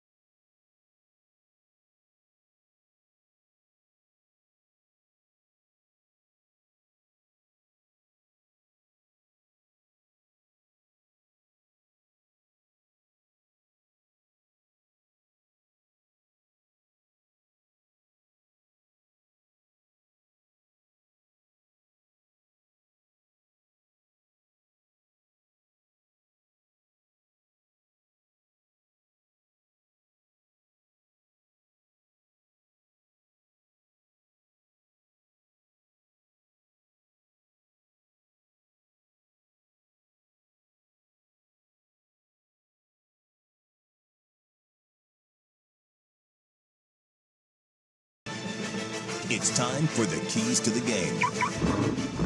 What will drive the Ducks to victory today? Throws it downfield, and it was intercepted. It was picked. Down the right side, 5-3-2. Did he get there? No, not quite. Dante Manley with the interception. Brought to you by Wilsonville Toyota. One person, one price, no bull. Keys in the game time, baby. Live out at Thirsty Lion, having a great time. People eating, people drinking, having a good time, ready for kickoff. Getting closer. Oregon and Indiana. The nervous energy. A great way to expel some of that nervous energy is stop by, have a pop, have some fun, man. Ease up a little bit, get closer to kickoff. Keys in the game, Anthony Newman. I will start with you. Lobby it over to you. Biggest thing tonight that Oregon's got to do in order to get a win. Protect the football. Yeah. Number one. Okay, you have to protect the ball. Give your offense more opportunities to score. From a defensive standpoint, prevent the explosion play. Yep. Make Indiana have that 15-play drive and try to beat you. You know, and again, they're a solid football team, but when they get the explosion plays, it's tough. Yep. You know, now you're dealing with, your offense that doesn't have all the weapons. And the last thing, I'm going to say it. You got to say it. Special teams need to be special. Has to be. Yes, indeed. They got to be special. The only thing, because I love all that, there's not a lot to add for me. The only thing I'll throw in there, because I thought we saw it against Texas Tech and how disruptive they could be, Oregon's front defensively having a game. Yes. To me, I just like finding ways to, one, not allow Mendoza to pick up those little chunk yards slowly but surely, impact him by, tipping a ball at the line of scrimmage. Yeah. They had one early in the second half where Tuioti got his hands on it and almost picked it off. We saw a pick last night in the game that was batted at the line of scrimmage. So, there's deflect. They do a lot of that RPO stuff where you're pulling it and you can't get home in time because they get rid of it so quickly. Hands up, find a way to, affect the passing game. But, this front for Oregon, to me, has been a little underrated all year. Yes, it has. And I think they showcase what they're capable of doing in the Orange Bowl. Again, Indiana's offense is much better than Texas Tech's. Don't get me wrong. Yeah. But that's a matchup that they can have some advantages, man. They can find a way to get after the quarterback and They're make athletic, his life hell. They can move. Yeah. Yes, you're right. And some of those guys, you go through, Oregon's waiting on some big-time NFL decisions on when guys are going to go. This might be a last game for Amari Washington. It might be a last game for Tatum or for Mateo. You got a bunch of guys up front who have played a ton of football for you and have been through a lot of these big-time games. That's, we've spent so much time talking about Oregon's offense and how do you protect and how do you run the football and what do you do at running back, and a lot of questions on that side of the ball. I continue to go back to Oregon's defense, man. I think Dan Lanning finally has that vision of what he wanted this group to look like from when he started. Big from up where front, they are, big up front. Athletic. You mentioned it with Finney, the size on the outside at corner, right? Your linebackers are flying around making plays. Go have a game, man. Go have a game and dominate one. And win a game Go. You know what I want, Anthony? I can't believe I'm going to say this. Go win this game 10-9. Give me 7-6. I just choked up my water. I just choked up my water. You said 10-9? Give me 10-9. What about 3-0? I'll take 3-0. You want that? How sexy would that be? Let's go. Go dominate this. Let's go. Go dominate this game. Oregon's defense. That's my biggest key. Affect the game. Everything Anthony said is spot on. Keys of the game driven by Wilsonville Toyota, simplifying the buying process. One person, one price. No bull. WilsonvilleToyota.com. Let's take a look at what's going on in the college football playoff. There is a familiar face waiting if Oregon is able to win this game tonight. And also, what do we make of a trend coming to an end in the dominance or the powers that be, if you will, in college football shifting? We'll get to that coming up next. But now it's time for Ducks Game Day weather every 10 minutes, brought to you by Mods PDX. Here is Jeff Frost. It is 48 and sunny here in Portland, looking at a high of 49. Should stay dry. We've got an air stagnation advisory as there is almost no wind. We'll hit a low of about 35 before a cloudy day tomorrow with a high of 46. In Atlanta, it is 69 and cloudy. And in the climate-controlled Mercedes-Benz Stadium, the temperature should remain about the same. I'm Jeff Rust with Ducks Game Day weather, every 10 minutes. Brought to you by Mods PDX. The future of building is here. Big matchups, big plays. It's time to take a look at the scoreboard around the Big Ten and the rest of college football. Coors Light presents Ducks Game Day on the Fan Sports Network, 105.1, 1080, and the Odyssey app. We'll hear from Dan Lanning coming up in a moment, the head coach of the Oregon Ducks. That is our Coach's Corner. It's right around the corner. No pun intended. Hell of a game last night. You catch much of Miami Ole Miss last night? That was a hell of a game, man. I don't think they're very good. Who, Miami? Both of them. I'm just saying that whoever wins the Indiana-Oregon game. You think it's a national championship game? Yes. Yeah. Did you see the pass rush from Ole Miss? Yeah. They couldn't even. They couldn't move. They were chest fighting. The defensive linemen were just standing in one spot. Like, get after the quarterback. What are you doing? There's another term, but no. I see what you're doing. I see what you're saying. I tell our kids that all the time. Yeah, don't be doing that. Don't be doing that. You're just standing there. Move. Yeah. And we didn't see none of that the whole time. So both these teams, Look, Miami finds a way to win. There were 4 lead changes in the fourth quarter. It's the first time that's ever happened in a college football playoff game where there's been 4 lead changes, kind of this low-scoring defensive game. Offense is struggling. All of a sudden, you get touchdown. Fourth quarter just kind of exploded. Miami did win. You know, what I fear about Miami, if Oregon is able to win this game tonight, because that's a big if. I don't know if Oregon's going to win tonight or not. If you find a way through and you get to Miami, their line of scrimmage play is truly elite. Like, their offensive line's big, defensive line is big. There's not a lot about their vertical passing game that scares me. There's not a lot about the downfield. I mean, a lot of their passing success came in a broken play where they lost a guy in the secondary. Yeah. And then a lot of screens, right? Just a lot of that tunnel screens, and your guards are pulling one way, and everybody gets confused. And so it's a lot of that kind of screen game, running the football. And so there's not much about throwing the ball downfield that scares me. They don't scare me at all. Yeah. I mean, I'm looking at number 10, the little receiver. I can't remember. Malachi Tony. Yeah. He can go a little bit. Athlete, in space. But there's not a threat. Now, their defensive line, they can get after the quarterback. That's the strength of their football team. But they're beat up. Yep. You know, just like everybody else, they're beat up. They're not full strength. So you're going to get maybe half of that. But I'm like, these teams. I'm watching a football game here like, I don't know. I'm just second guessing myself. Like, are these two teams in the semifinals? I know, man. I had the same thought last night too, and I also thought like that's almost a reassuring thing for me because. You know, I think for a long time we lived in this era of college football where you had these kind of juggernauts, these super teams where they just stockpile talent. And you felt like you had to be perfect to beat them. I don't think that world exists anymore, man. I think everybody's got their flaws. Everybody's got their weaknesses. Right. And you just got to win. There's no pictures on a scorecard. You just find a way to do it and find a way to get the job done. I'm curious to ask you, so we are now going to go through, because Ole Miss lost last night. This is the first time since 2000 and 2002 that we've gone 3 straight years without an SEC team in the national championship game. Finally. And there will be another non-SEC champ this year because Ole Miss was their last hope. They're out. The winner of Oregon, Indiana has a chance to win the 3rd consecutive title for the Big Ten. Oh, wow. It's just, I don't know, man. There's a lot of talk about the ugly nature of the sport off the field, and I get it, right? We had the DeMond Williams situation this week where he signs a contract, and I'm out, and I'm coming back, and have fun with all that. But we've reached a point now where I feel like there's genuine parity around the country, and everybody's kind of got like Miami came into this thing as a debatable team. Should they even be in? I know. And now they're a game away from winning a national title. I think it's a really good spot for the sport where one conference isn't dominating and everybody feels like they have some hope here. Well, this is the truth, and I believe it. And this is why Nick Saban walked away because he knew that in the SEC they weren't the powerhouse anymore. Everybody's transferring. Everybody's leaving. Okay, now that's a different story. When all of a sudden we're getting Georgia players, we're getting Alabama players out in the West Coast. They can't keep them anymore. They can't keep them bottled up anymore. No, hey, this is a different ball game now. And so he knew we're not going to be the Georgia or Alabamas of the old. Yep, we're not. The sport's totally different. And they're not. Yep. I mean, look at Alabama. I mean, come on. They just lost by 35 points to Indiana in the Rose Bowl, man. Are you kidding me? I mean, but looking at the players, they don't look the same. They don't have the depth, and it's the old USC. Remember, USC back in the day was 20 years ago. Yeah, yes, they were stacked. They had all kinds of players, and that changed. All these other teams back then in the Pac-12, all of a sudden Arizona State started getting some. Washington, all of a sudden maybe Cal gets 1 or 2. Stanford gets 1 or 2. They're all not, and then a ton are going to Oregon. Yeah. And USC's not getting all these guys anymore. All the local guys. It was easy for them. Not anymore. Spread out a little bit. And everything's changed. Yeah. Everything's changed. I think it's great for the sport, man. Having the parity and having the ability to your team gets in the dance and you're like, I looked at Ole Miss going into the playoff and I'm like, their coach isn't there.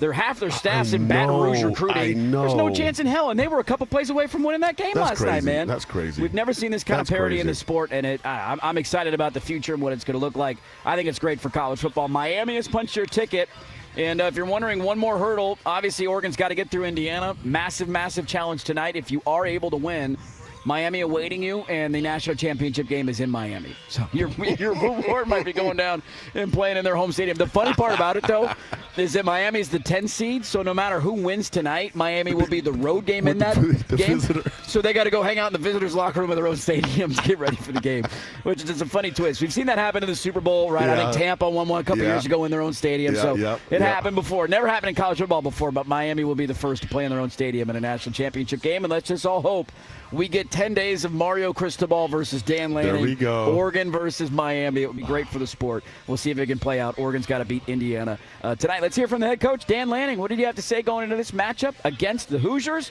And he had a little fun with Curt Cignetti as they seemingly have a good relationship, almost a buddy cop movie at this point. We'll hear from Dan Lanning. That's coming up next, live out at Thirsty Lion on 105.1 FM, The Fan. What if you're instant?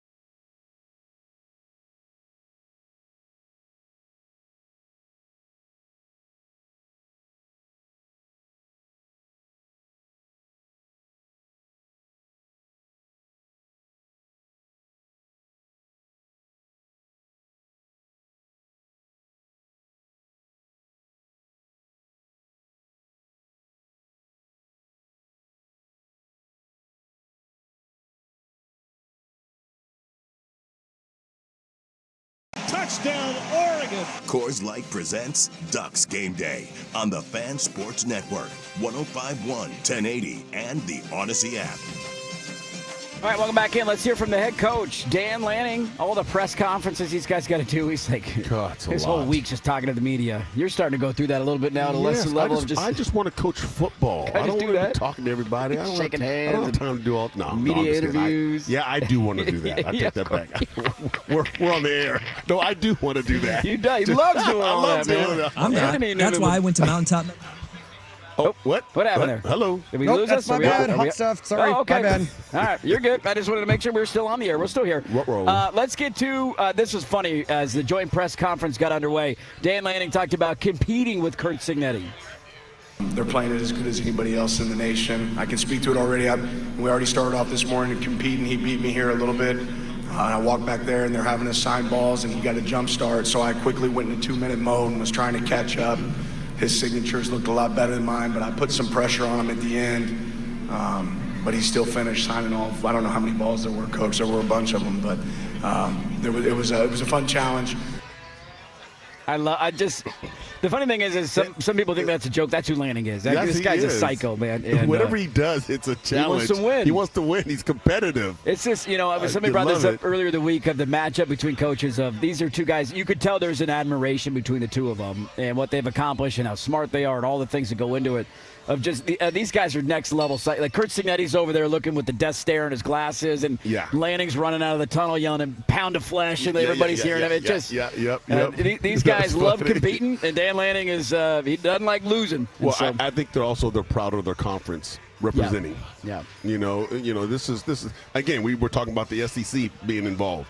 They're not. One of these teams has a chance to be the third straight Big Ten team to win a national title. Yeah. And it's not a dynasty run. It'd be the third different team to do it. Michigan, Ohio State, and then whoever wins the game tonight. So, got a chance to keep that balance of power going. I love that from Lanning. I got here. I'm catching up, signing those footballs. You're not going to beat me doing this. Coach's Corner, as always, brought to you by our good friends at Philbrook Law. Other lawyers fight for clicks. Philbrook Law fights for wins. Philbrook Law, accident and injury lawyers, your local law team. Andrew Nimick coming up next. What does he know about the latest recruiting news? Who's on town? Who's on campus already? A couple of freshmen showing up from this last class. We'll talk with Andrew Nimick next on 105.1 FM The Fan. Hey, Dusty, what wins?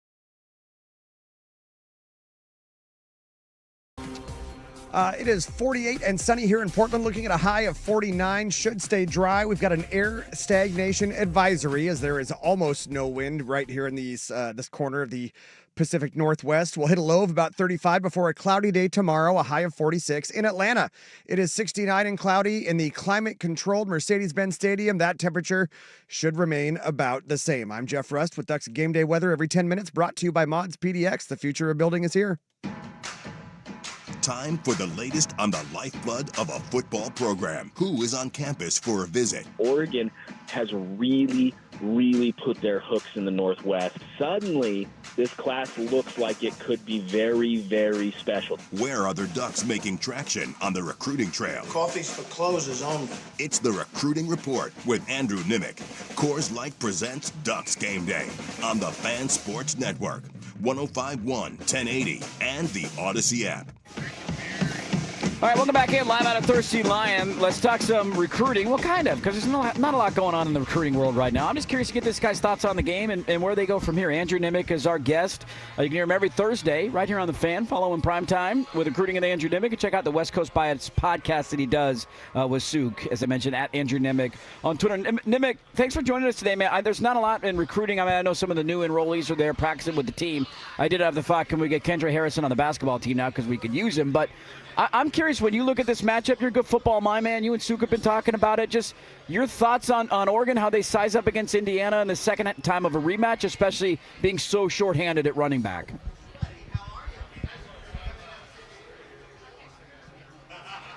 Oop, do we got you? Hello, Nimick. Are we on the air? I don't know. Oh, okay. Hello? I can't hear him. Oh, hey, there we go. I got you. What's up, Mimic? Can you hear me? I can only hear Rust. I cannot hear the radio, so I'm going to hang up. Oh, okay. Sorry. We're going to go ahead and scrap this bad boy. That's okay. That didn't work out very well. That's what happens live on the air. That's what we call a little on-air producing. There were some of the guys who, if you want to follow the early enrollees, it's one of the unique things about bowl games now. I'm curious how much of an impact this would have had back in the playing days of they got freshmen who just signed who are already on campus practicing with the team. Now, you obviously can't play yet. I don't know how Isn't that weird? possible? High school kids just hanging out, getting your reps in. How is that possible? It doesn't make any sense. Like, come on. They don't get to go to their senior prom? They don't get to finish they're done? Let me ask you this. So the game has changed so much because that's my thought of, like, don't you want to, like, that's once in a lifetime. You're never going back to that. But so many kids want to get there early and kind of be in there for spring ball and all that stuff. I tell our kids, don't rush it. Yeah. Be a high school football player because those are the times you're going to tell all these kids, the best time I had playing football was high school football. Yeah. All of a sudden now you're rushing out of high school football. To go to the next level. Yes. Yeah, to Take get your reps time. Yeah. It goes by fast. Yeah, a lot of those kids in town, which and it's fun for the fans because you get a look at the future and they get important reps. But I'm with you. I have the same thought about watching those kids kind of bolt early and just get ready to go. And the problem in today's game is that these kids are not staying anymore. Yeah. You get them for 1 year and then they're gone. Yeah. Because they don't know how to compete anymore. Do you say we got him, Russ? I can't hear a thing you're saying. It's yes, loud in I'm here. sorry, but I believe we should have him now. Okay. Nimick, can you hear me? Can you copy? Yeah, first and foremost, Coach Newman, congrats on the job at West Lynn. National Assistant Coach of the Year, now the head coach. Well deserved. Hey, thank you so much. I appreciate it. I'm excited for this journey, and we're trying to mimic the Ducks. That's what right. we're trying to do. Mimic the Ducks, baby. We're trying to do. We got a lot of ex-Duck players that are on the coaching staff, so it's going to be a lot of fun. Mimicking the Ducks is a good thing. What can you tell me about Braden Platt's ability to run the football, Mimic? Because it sounds like he might be needed in reserves here tonight. Is that for real? Is that a thing? They said he practiced this week and taking reps at the running back spot because they're just not sure who the hell's going to play. Yeah, I mean, he's a horse at running back, man. I mean, he played great when he was up there in Washington, but that is shocking. He's a very good football player, great kid, great shot putter, but I don't think, or I hope to gosh, that Braden Platt is not the X factor in this game, because if he is, it's probably not so good. Think about the Disney movie you could make, man. His coming out party. 4 rushing touchdowns in the Peach Bowl. I'm going to get your thoughts. I mean, there's not a lot going on in recruiting, and I know there's guys on campus, but just how you feeling about the matchup? Second time around, Oregon banked up at running back. There's a positive outlook and negative outlook. Where are you at on this game now that we're a couple hours from kick? Yeah, I think it's going to be a really good football game. I think if you go back and look the last time, Indiana picked up 3 sacks, and I think their front dominated Oregon. But there's 2 ways you can really dominate someone up front or in a football game. You can physically dominate someone, and you can schematically dominate someone. You physically dominate someone the second time you play them, all that weight room time, that all still carries over. Schematically, you can make adjustments. And if you look and go back and watch, and I've now watched that Oregon-Indiana game 4 different times, Oregon's offensive line wasn't physically overwhelmed. Their top 3 running backs averaged 5.5 yards a carry each. Davison averaged almost 7. If the offensive line can communicate, and if they can figure out a very complicated both secondary in terms of the way Indiana disguises coverages with their safeties, and also the way they get exotic with their blitz packages where they show you something and they come from somewhere else. If Oregon can button that up and the offensive line can communicate and give Dante more time to throw, there's a whole lot of meat left on that bone. On the flip side, Oregon's defensive line was very, very physical with Indiana's offensive line, particularly in the interior. And interior pressure is a problem for 2 things. It doesn't allow a quarterback to step up and throw, and it slows down the run game. If Oregon can figure things out in the trenches, I think things can be different this time around. I do think the game comes down to a 1-score ball game. Oregon's left a lot of points on the board in their big games. It's one of those situations where, gosh, it feels like they should have 17. How come they have 6, against Penn State? They should have 14. They only have 3. And so for that reason, I have Indiana winning by a score. If Oregon can correct that, I think Oregon has a good shot to win this football game. So I don't feel good about a pick of Indiana because I do think this is close to a coin flip. Yeah, good insight. Andrew Nimick, check out the West Coast Bias podcast. Him and Suk will be breaking it down after the game tonight. Give him a follow on Twitter at Andrew Nimick.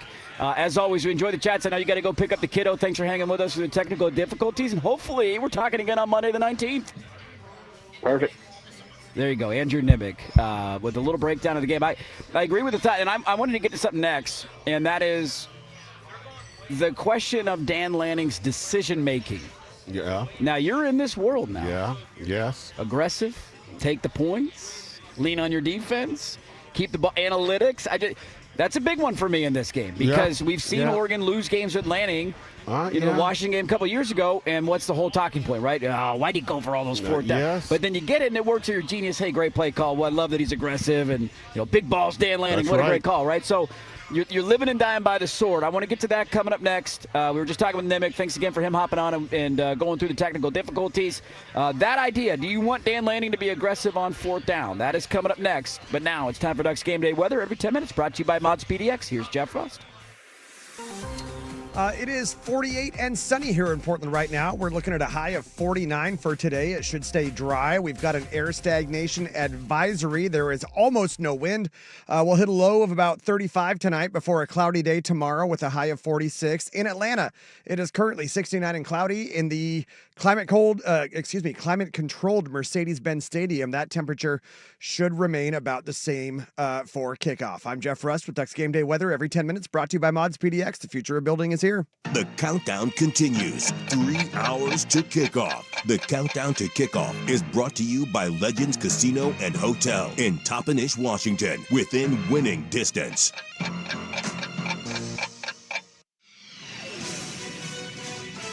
Time for the second half. Coors Light presents Ducks Game Day. Coors Light, choose chill, celebrate responsibly. Today, we talk with our pads. One back behind him. It's Williams, I believe. He empties. Back to throw. Looking left. Throws it left. And it is intercepted in the end zone.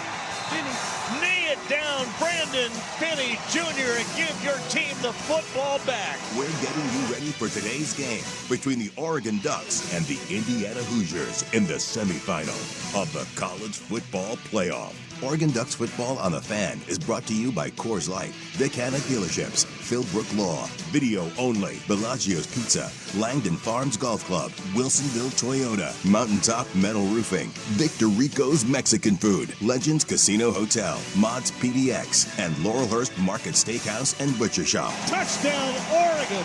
Now here's your hosts, Andy Johnson and Oregon Hall of Famer Anthony Newman on the Fan Sports Network, 105.1, 1080, and the Odyssey app. Welcome back in live out of the Thirsty Line here in Washington Square. We are 3 hours to kick off between the Ducks and the Hoosiers on the Fan. Countdown to kickoff brought to you by Legends Casino Hotel in Toppenish within winning distance. Hour 2, of course, as always, brought to you by our great friends at Frost Brewed Coors Light, the world's most refreshing beer. We'll take a look at the injury report. We've talked a ton about the running back position, so maybe we'll focus a little bit more on wide receiver and where those guys are at and what they've shown in their last 2 games to get healthy, and DeCorian Moore and Gary Bryant. I asked the question going into break. Oregon went for it against Texas Tech 8 times on fourth down. 8 times. Now, one of them was a fake punt, so not quite the same as keeping your offense out and all that. And they converted that one. Yep. They were 4 for 8 for the game. So hit some, miss some, 50%, not ideal. But you go back to the first time these two teams played, and at midfield on the opening drive, Oregon goes for it on fourth down. They get stuffed in the run game. Sets up Indiana. They only picked up 1 first down, and then you get a stop. But what are you? You're in field goal range because you gave them good field position. Correct. To me, it's one of the bigger questions of the game. If you roll the dice and it comes up lucky number 7s every time, and you get those fourth downs, you probably win. And if you don't, I know exactly what the media talking points will be for the next week of Dan Lanning was too aggressive, didn't take the points and all that. Where are we at on Lanning and his decision-making in a game going into this one? Dan has to be Dan. And as a player, be aggressive. You got nothing to lose. What the heck? I mean, why play scared? And he believes in his players. And his players, they need to know, hey, that coach believes in me. Let's go pick up this first down. Let's make this block. And you're right. The coaches make the decisions on the sideline, but the players are the one who execute.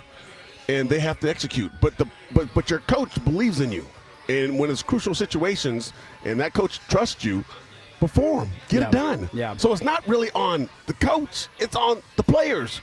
get that block. Yeah. So Dan has to be Dan. He can't change. Now, he has to be smart, and I get it. And he talked about this in the last game. Yeah, go for it on your own 10-yard line, right? You're not going to do that. I got to be smart. I got to understand the situation. But my kids are going to know me. They know if I change and I start being scared, they're going to go, oh, what's wrong? What's going on? Right. There's a change. That's who we've been all year. Why are we not doing that? Thank you. So keep doing what you do. I feel like, too, sometimes the conversation around fourth down calls misses a bit of the plot for me because it's one thing to agree with the decision and say, I always try and ask myself in the moment when I'm watching on my couch, do I say go for it? What am I saying in the moment? Not based on the outcome of the play, right? If you don't get it, it's easy to say, well, why the hell did you do that? Yeah. Because I wanted you to go for it and you didn't get it. I'm not going to second guess myself and my own opinion.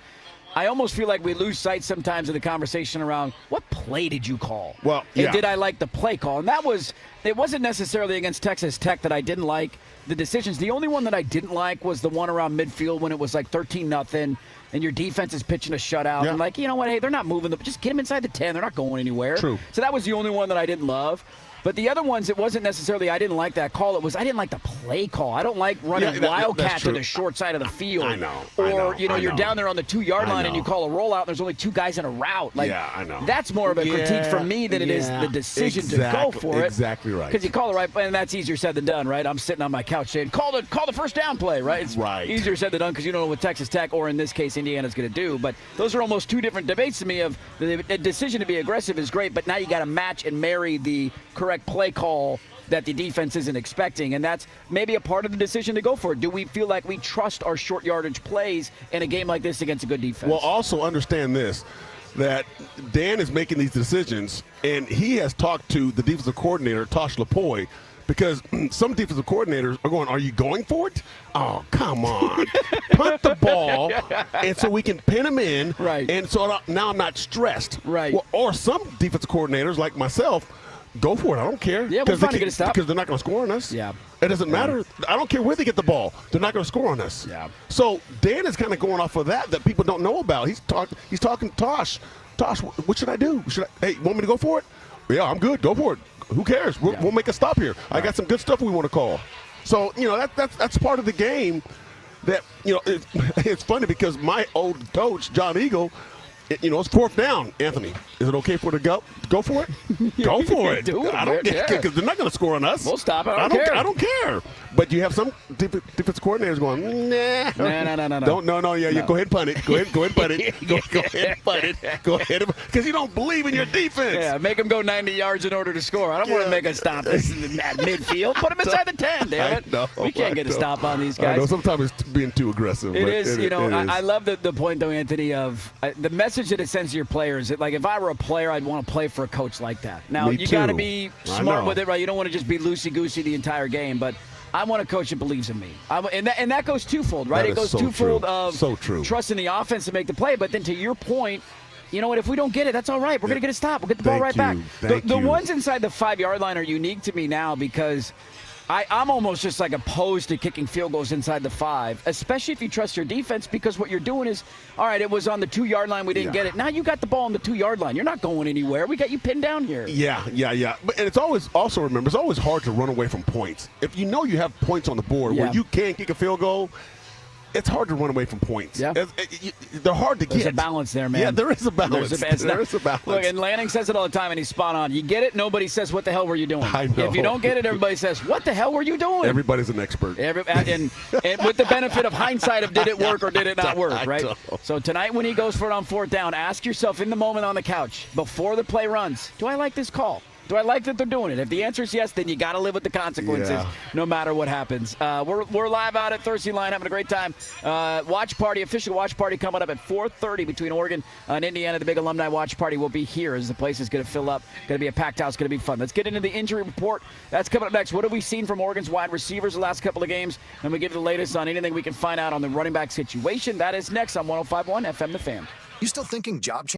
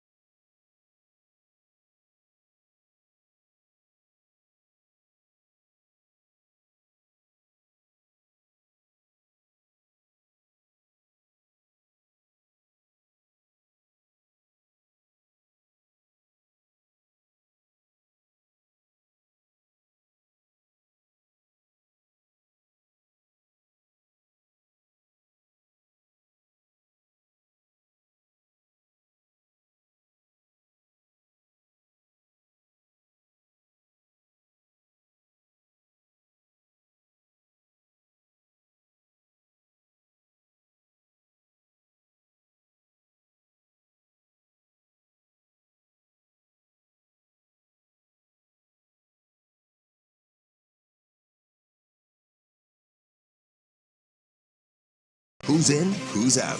This is the Injury Report. Yeah, I'm not going to talk about injuries. Coors Light presents Ducks Game Day on the Fan Sports Network, 105.1, 1080, and the Odyssey app.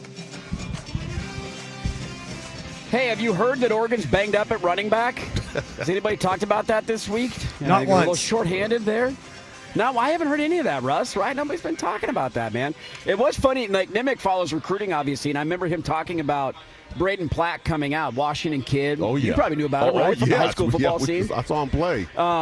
He's a physical dude. He's a free track athlete, too. And so, hey, man, what the hell, dude? Hand it to a big guy, let him go. Why not? Let him run loose. Got nothing to lose, right? Don't fumble. Don't fumble. Hold on to the ball. Don't fumble. Hold on to the ball. One of the other things that I'm interested in this game is we talked a lot about going into the JMU one of, hey, man, Oregon's finally healthy at wide receiver. Getting some of your guys back, right? Like, Evan Stewart's not going to play. I think that ship sailed. Hopefully he's back next year. We'll deal with that when we get there. But you've seen Gary and you've seen DeCorian back in each of the playoff games. Now, they've kind of limited the reps, and I don't know how much of that is easing guys in, how much of that is, Benson and McClellan were playing really good football. Yeah. Let's not, rock the boat if we don't need to.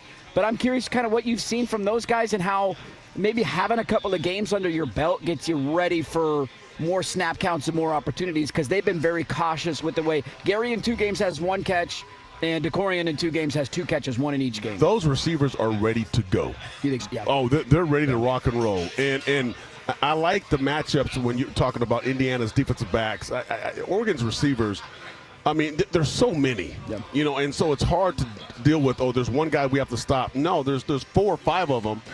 So that's why it goes back to the offensive line. You have to give time for Dante to throw the ball so these receivers can run their routes. They can run the full routes. They can do the stop and goes, the curl and goes, something different, change it up a little bit, and use their speed to get open.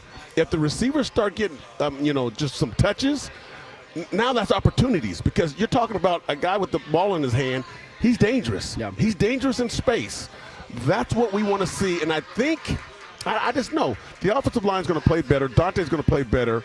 And the receivers are going to be the key to this football game. The tight ends and receivers, they're going to be the key. Dante's going to throw some shots. They're going to throw the football. They're going to throw the football. They're going to run it. I get it. Yeah. But they're going to throw the football. Go with the guys that you know can get it done. You know what I'd love to see, man? Come out right out of the gate, spread them out, hurry up tempo, and just sling the rock all over. Sling the rock. Why not? Get rid of it quick, obviously, right? Make sure your timing's on cue where you're not holding on to the ball too long. But you got these weapons on the outside, and you've gotten, I think, in the areas where Oregon has gotten better from the first time these two teams played is in their weaponry, right? Yeah. I mean, Jamari was not a part of the offense. Malik, I know, had the 1 touchdown catch, but at that point in the year hadn't done much. Right. You got Gary, you got DeCorian, you got Sadiq was banged up. Like, You got all these pieces to play with now. Like, just come out, sling the rock, That's man. right. Throw it all That's over right. the field. Yeah. Let 5 go off. We'll see if you can have a big game. Yes, and Oregon's banged up at running back. We're well aware of that. We'll wait and see. No word yet on Noah Whittington. Time will tell on that one. We'll talk to Jorgie coming up here in a little bit and see if he's got any intel on what's going on with Noah and if he's going to be able to play tonight. But Oregon obviously shorthanded there. But, hey, at least we got some wide receivers back. See if DeCorian Moore can have a big game tonight. I do have a bone to pick here with the brand man. I got the lock of the week coming up. What am I supposed to lock of the week? There's no other games. What? I'm not picking the Oregon game. What? Lord knows I ain't touching that game. With how bad I've been this year. How many? One? Hey. Oh, 2? We started the year hot. No, 3. Yeah, we you started the year hot. 3. No, the week. Came out of the gate blazing, baby. Why you keep saying we? You and I, Anthony. Why do you keep saying we? Lock, step, just agreeing on these picks. Cash and checks, baby. Let's go. We'll do the lock of the week. What are we going to gamble on? I don't know. But that's next out of the Thirsty Line on 105.1 FM The Fan.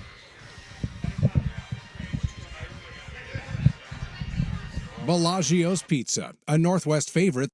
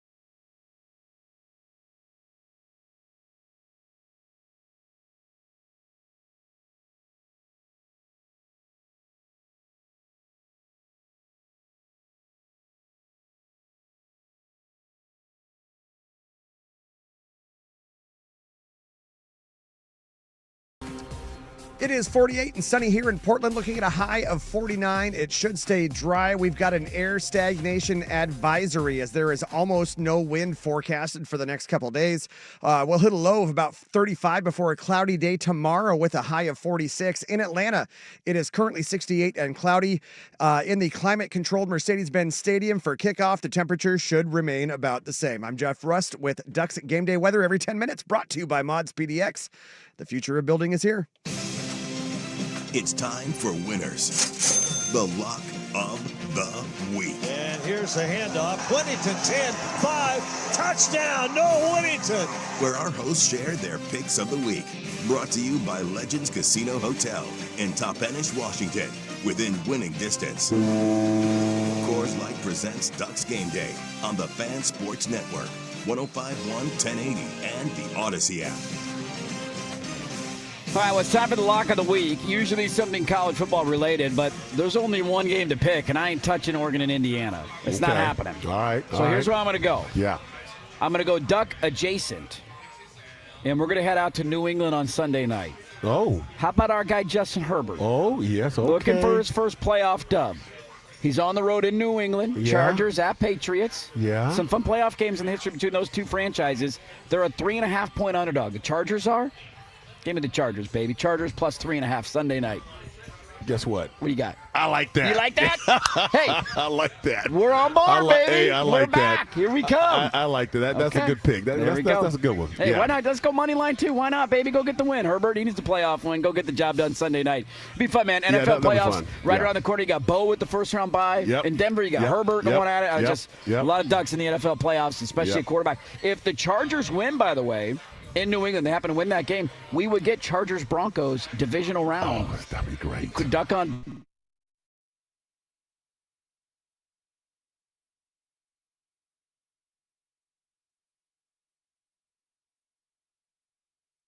Builders, GCs, and property owners. Partner with Henry.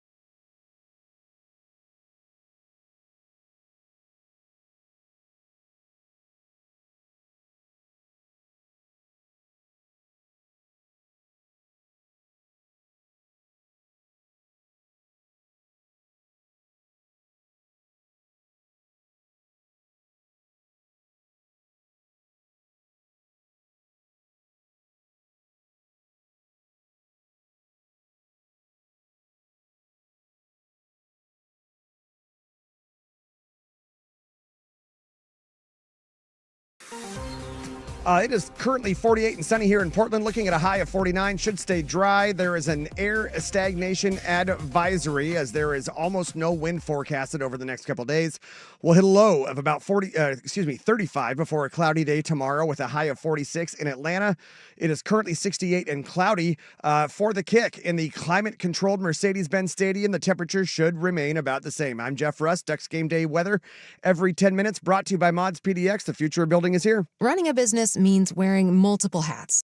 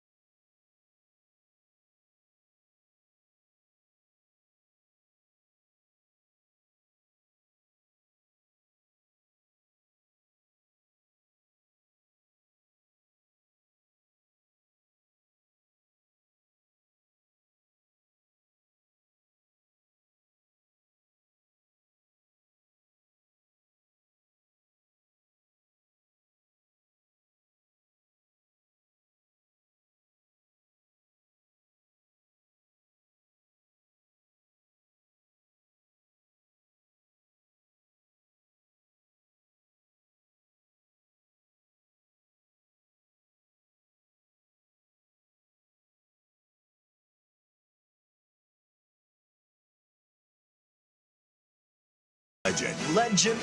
Wait for it.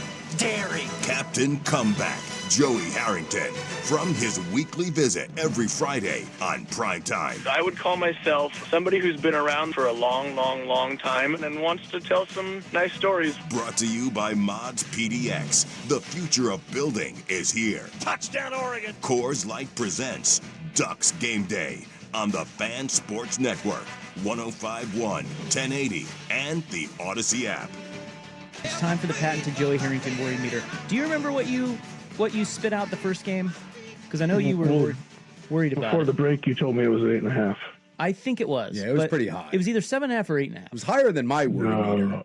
It was high. I know it was higher than Penn State. Yeah. Because Penn State was previous, and I was like a 7.5 or an 8, and then I was super worried for the Indiana one.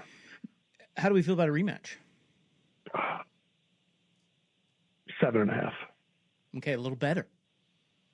Yeah, because what is it?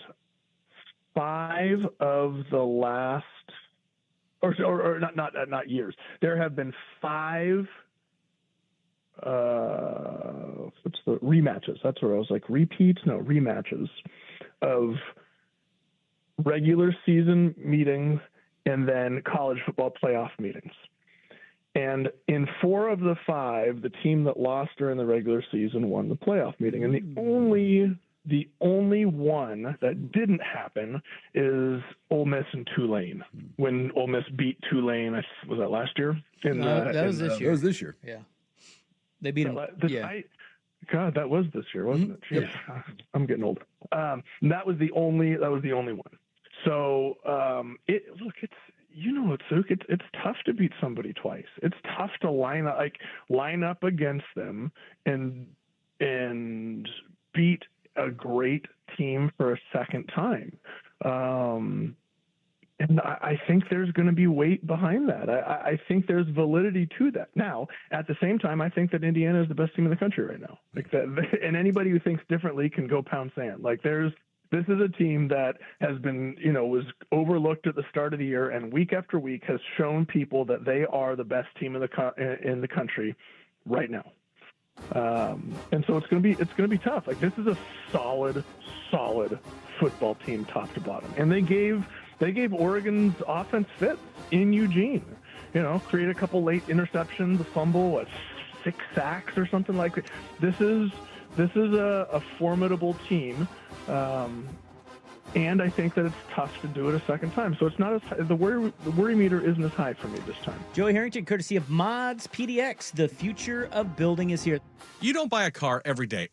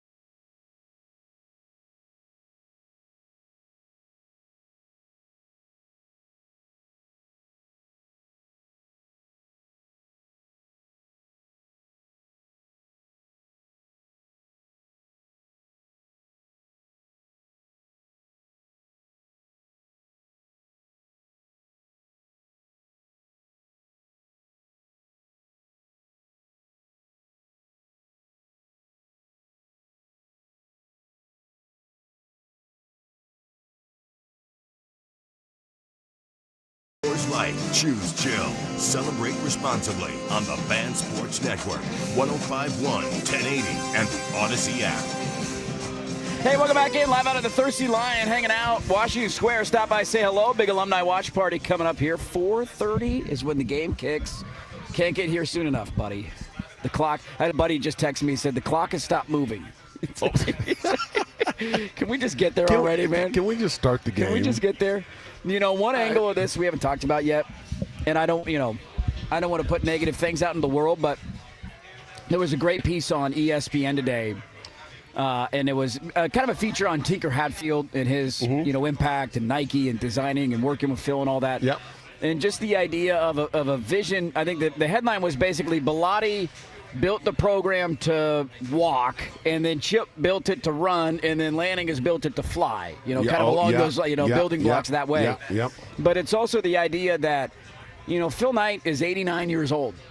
And he's been building this thing up for a long time. And it's just that's one of those things rattling around in the back of my mind. He's not at games as often or as visual or public as he used to be, obviously, at his age. And he'll still hang out in his booth and watch a game. And I don't know if he's in Atlanta or not. But just a side of this that I haven't thought a ton about until I read that this morning and thinking you'd love to get one for him. Yes. Because that's been his dream as a sports fan, as an alum, and somebody who lives and breathes Oregon football for 30 years, and the funding started right after you left town, and the ball's been rolling for a long time, and to win one for him at the age of 89, not knowing how many more opportunities you're going to have, would be really damn special. He loves the Ducks more than anybody out there. Yep. And he's fortunate, and all the Duck people are happy that he could put money into the program and do it.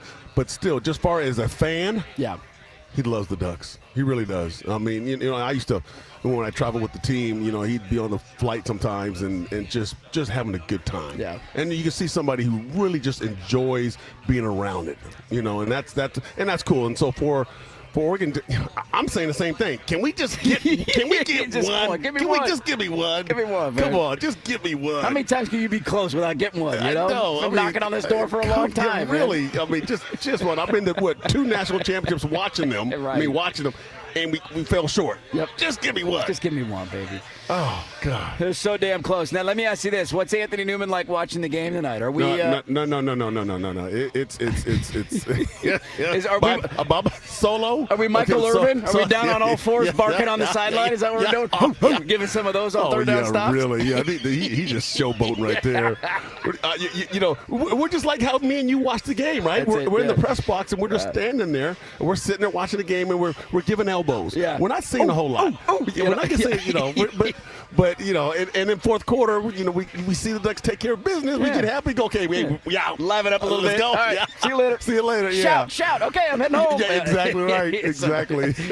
Oh man, it is the pressure that builds as these days go on, and realizing it's funny to think about kind of putting the season perspective as a whole here from where we were at in August of thinking, man, you got 5 starters back. You got an unproven quarterback. Your whole offensive line is new. You've lost your top receivers, your top running back, you got to replace all your secondary. How are you going to do it? Schedule's tough. And to go from just kind of the ebbs and flows of the year to think of all the years of Oregon finding a way to a national title. It'd be funny if this ended up being the year where, of all the other years, this was the year that nobody really gave them much of a chance at the start of the year.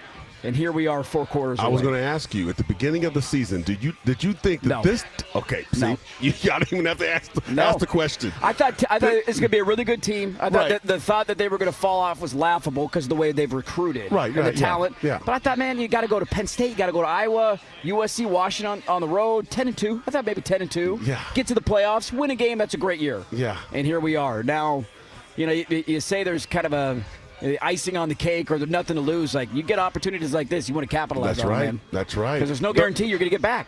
It's hard to get back. It's very hard to get back. Last time Oregon was in a semifinal game was 2014. It was 12 years ago, man. Yes. And, look, the program's in a much different spot now with Lanning and the way they're recruiting and bringing talent in and year out that I don't foresee the fall off that happened after that 2014 run. Like, I think you're going to have cracks at this every season going forward. But it's just a reminder and kind of what we talked about earlier, Anthony, that is the parity that exists in the sport. It's more even than it used to be. Yeah. Anybody can get anybody. Miami damn near lost their first playoff game to A&M, and now they're win away from a national title. That's how tight this stuff is at the top now. Yeah. So that's crazy. It's crazy. Everybody breathe with me. Hey, we're good. We're good. Relax. A long ways to go. Yeah. Remember 4 quarters? 4 quarters. No, don't start. I could tell you watched the game in the first quarter. Something. Oregon hits adversity. 3 and out opening drive. Yeah. It's over. We're done. We're going to kill. Damn it. There it goes. Season down the drain. And then they score a touchdown. I'm just kidding. We're back, baby. We're back. Let's talk to Jorgie coming up next. He is down in Atlanta. We'll see how my mouth works out here. We are, to be fair to me on the countdown to kickoff, this game ain't kicking at 4:30. This is going to be about a 4:50-ish kick. Yes, for sure. Yes. So, let's see. We're about 2 hours and 43 minutes away. That's not bad. Yeah, not bad. From kickoff, countdown to kickoff, as always, brought to you by our great friends brought to you by Legend Casino Hotel in Toppenish within winning distance. Let's head down to Atlanta. Let's get Mike Jorgensson on the phone. Let's see if we can get that connection going and chat some football with him, see if he has any intel down on the ground in Atlanta. We'll talk to the color analyst of the Oregon Ducks. We're almost done live out here at the Thirsty Lion, wrapping things up shortly, but now it is time for Ducks Game Day Weather every 10 minutes, brought to you by Mott's PDX. Here's Jeff Rust. It is 48 and sunny here in Portland, looking at a high of 49 for today. Should stay dry. We've got an air stagnation advisory, almost no wind forecasted throughout the weekend. We'll hit a low of about 35 this morning before a cloudy day tomorrow with a high of 46. In Atlanta, currently 68 and cloudy for the 4:30 kick in the climate-controlled Mercedes-Benz Stadium. The temperature should remain about the same. I'm Jeff Rust with Ducks Game Day Weather every 10 minutes, brought to you by Mott's PDX. The future of building is here. Television sales on Black Friday set new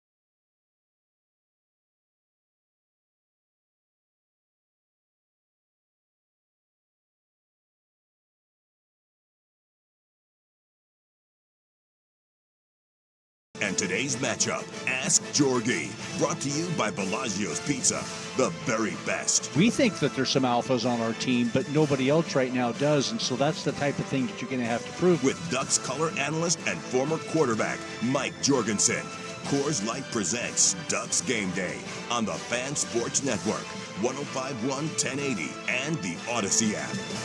All right, welcome back in. Live out of the Thirsty Lion here in Washington Square. Let's talk to the color analyst of the Oregon Ducks, our good buddy, Mike Jorgensson, down in Atlanta, getting ready to call the game, which you're going to hear right here on the Fan coming up, kickoff at 4:30. Their pregame show coming up here in a matter of more moments. Jorgie, good afternoon to you. We'll start here. Do you have the ability to run the football tonight? How many yards per carry does Jorgie have in him? It's crazy, isn't it? I'd rather put Anthony in, that's for sure. So no. Put his head down and run over somebody, That's what I'm saying. That's why I told him, get him on a PJ out there. Let's go, Newman. Nope. Anthony's got about 50 pounds on me, too, so that might be part of the deal to go with it. So. Paint the visual, Joey. I mean, we're out here doing like breathing exercises, just the nervous energy going into a big game. Nothing beats it as a fan, and what's at stake. What's the vibe like right now? Sounds like there's a lot of Hoosier fans there. What's the kind of scene looking like down in Atlanta right now? It's kind of crazy right now. It's like 10 times the amount of Hoosier fans here. I got to tell you. I mean, we were at dinner last night, and in the restaurant that we were in, I mean, it was 10-1, and it looks like it on the streets today too. You wander outside the hotel, there's red everywhere, and so I think Duck fans will make a great showing here, but it's not nearly what it is with the Indiana fans who are a 7-hour drive and a 1-hour flight. It's completely different. And, Anthony probably remembers all this, too, in the early stages of Oregon, the Oregon brand growing and playing good football 25 years ago.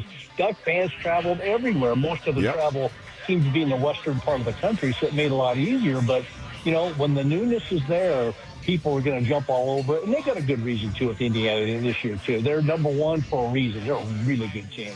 Yeah. Jorgie, let's talk X's and O's.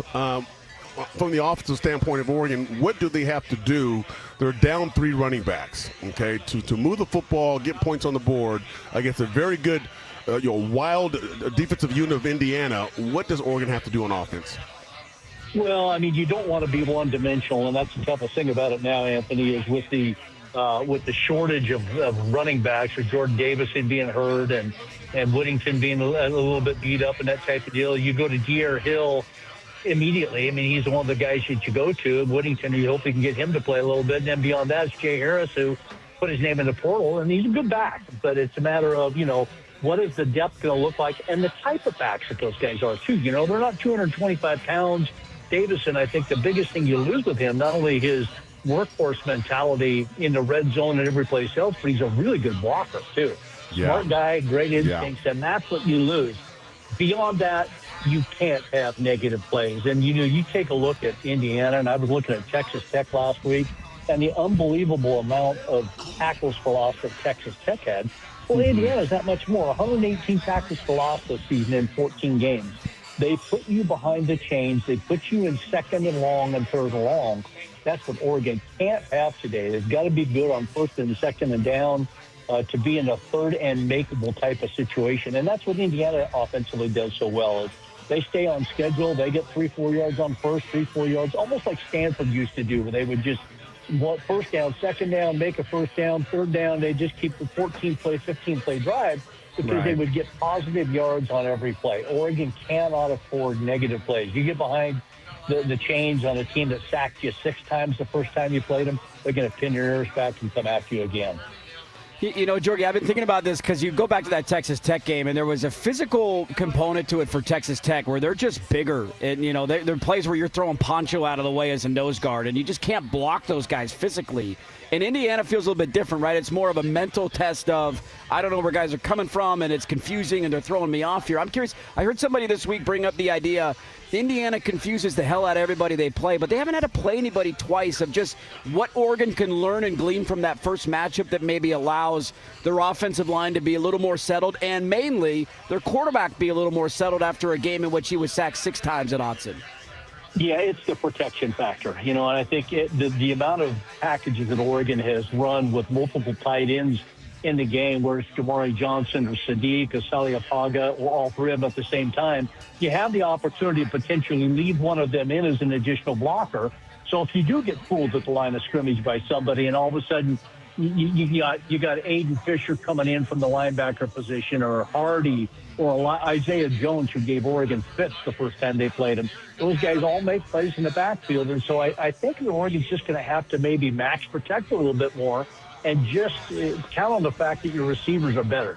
They're better than Indiana's defensive backs, who are really good. And that's the toughest thing about it, is you're not going against a defense that has one good corner and one bad corner and maybe a weak free safety or a rover. They're all really high-level playing type of guys. And so the toughest thing that Oregon's going to have is you've got to be able to protect Dante Moore. Allow him to be comfortable in the pocket a majority of the time, because he got pressured a lot by Texas Tech.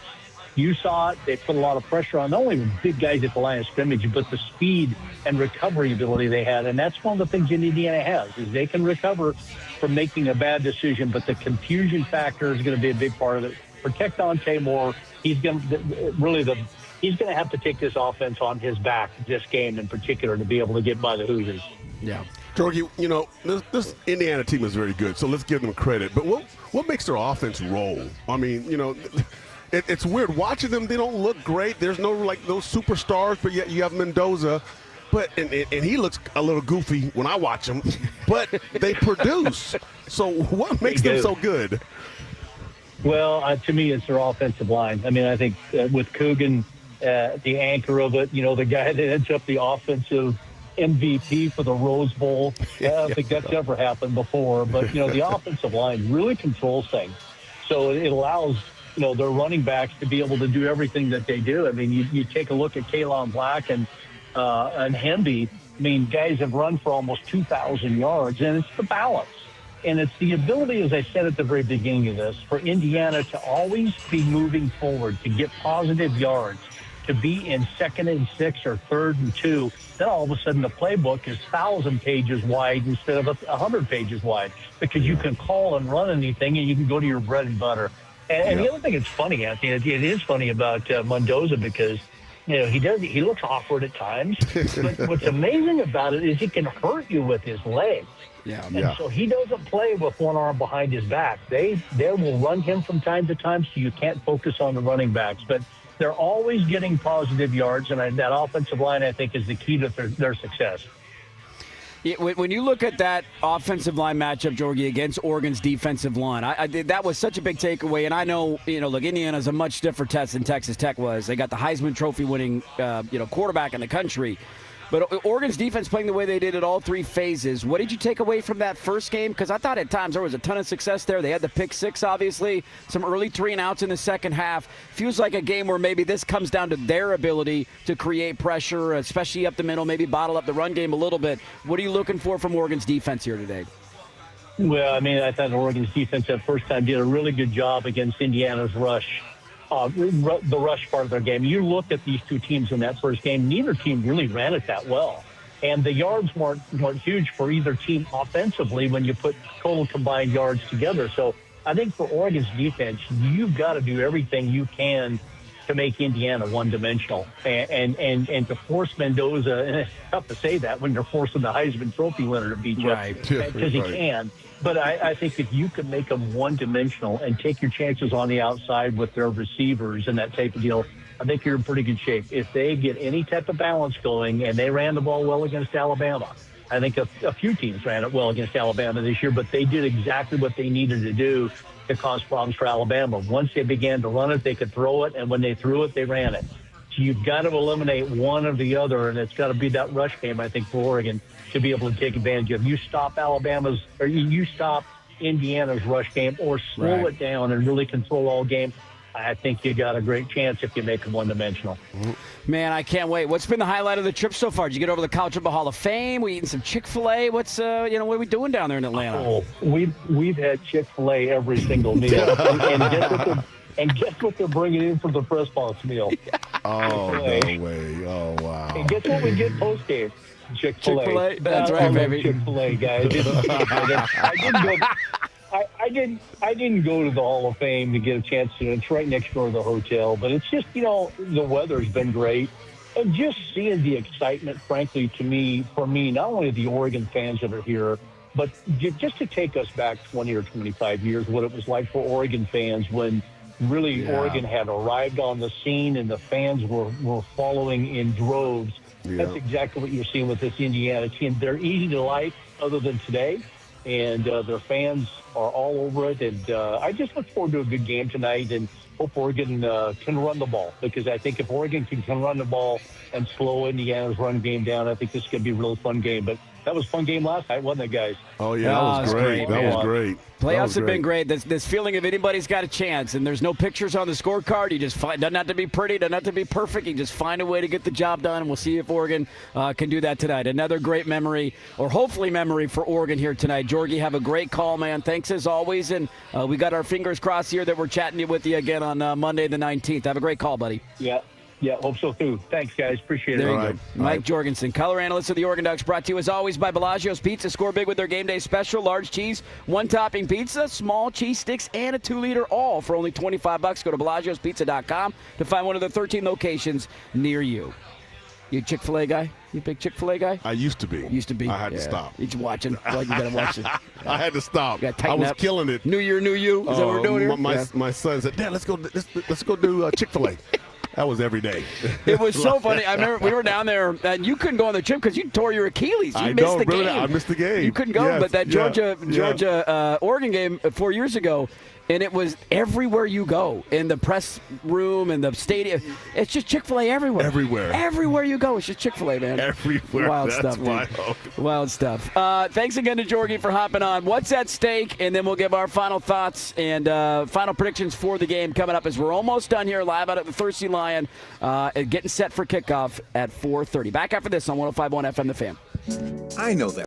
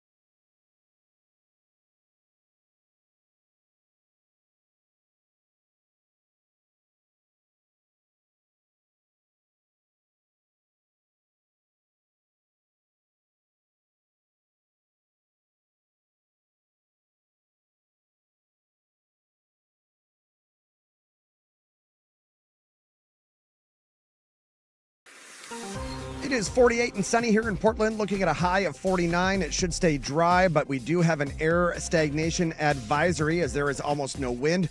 We'll hit a low of about 35 tonight before a cloudy day tomorrow with a high of 46. In Atlanta, currently 68 and cloudy. For the kick time in the climate-controlled Mercedes-Benz Stadium, that temperature should stay about the same. I'm Jeff Rust, Ducks Game Day weather every 10 minutes. Brought to you by Mods PDX. The future of building is here. The grill is sizzling. Some teams are cooked. It's time for What's at Stake. You know what? I'm going to cook on your grill. A look at the smoking hot games in college football. Brought to you by Laurelhurst Market Steakhouse and Butcher Shop. More than just your favorite neighborhood steakhouse. I am going to have that third steak after all. Go ahead and put that order in now. Coors Light presents Ducks Game Day on the Fan Sports Network, 105.1, 1080, and the Odyssey app. Hey, make sure later tonight, remember to listen to the Dick Canada Dealership's post-game scoreboard show as Joe Fisher and Jordan Schultz will be breaking it all down live back in the studio. And so if you're driving around on your Friday night, Anthony Newman will call in and give his takes on a big Oregon win, baby. There we go, baby. Make sure to tune in later. I'm going to keep this one short and simple because, one, we're short on time, but two, it's very simple. Okay. What's at stake? Everything. That's that one for you. Everything. Thank you. Hey, what's at stake? Brought to you by our great friends at Laurelhurst Market. More than just your friendly neighborhood steakhouse. Make your reservation today at laurelhurstmarket.com. You know what I could have added to? You know what's at stake? My mental health for the next 3 months. How about that? Thank you. Yeah. I mean, there's no more to say. That just ended. Okay, drop the mic. Drop the mic. We're going to give some final thoughts. Our score prediction. How do we think this one goes? Live out of the Thirsty Lion. One more segment to go for us. We'll wrap it up next on 105.1 FM The Fan.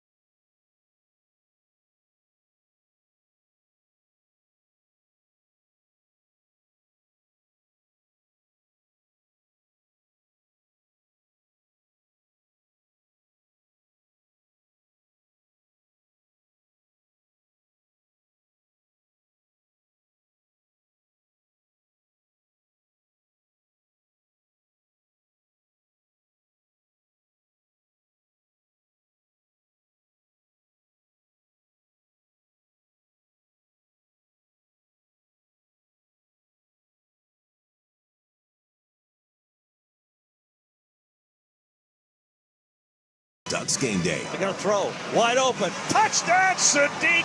Left-hand front corner of the end zone. It's time for The Line to Watch, where your hosts predict the score of today's game and get you the latest on the betting lines. All you got to do is bet on the winner and you'll never lose. On the Fan Sports Network, 105.1, 1080, and the Odyssey app. All right, welcome back in. I just put my headset on. I'm assuming we're live on the air. Great way to end. We're live out of the Thirsty Lion. We're hot. We're live. We'll go. Let's go. Hanging out at the Thirsty Lion Washington Square location. One more reminder. This is where the big alumni watch party will be. And it's been funny to have listeners pop in and say hi because they, popping into a car across the street and you're like, hey, wait a minute. Hey, they're right there. Yeah. Come on in. Jay and Beaverton stopped by and said hi. A couple of listeners as My well. old teammate, Matt Brock. That was Matt Brock. Who played for the Green Bay Packers. We were stopping by. Yeah. We came in to Oregon together, and he stopped by and said hi. I haven't seen him in years. He was my defensive lineman in front of me. He was my guy. I love it. I love that, dude. Yeah. It is funny. I did. You're gonna have a little more requests on your hands because I told my co-host Sprague about Charles Woodson maybe being in town, and so you got. We might need 2 passes for that now. But I might need 2 passes. Okay. So the meet and greet with Charles. Just let me know when it's happening. We'll be there. Let you know. Yeah. Okay. Yeah, we'll bring our jerseys for autographs. Okay. Look, it's so much at stake. Final thoughts, score prediction. How we feeling, Anthony Newman? This is going to be a game. It's going to come down to the last possession. It really is. I mean, you got 2 good football teams that are well coached. They're disciplined. The team that makes the least amount of mistakes is going to be on top. Don't turn over the football. Oregon, you got to protect the ball. Yep. I think it's going to come down to a close game where just. I'm going to say this not just because I'm a homer, okay, but 21-17 Oregon. I like that. It's hard to beat somebody twice. Yeah. It really is.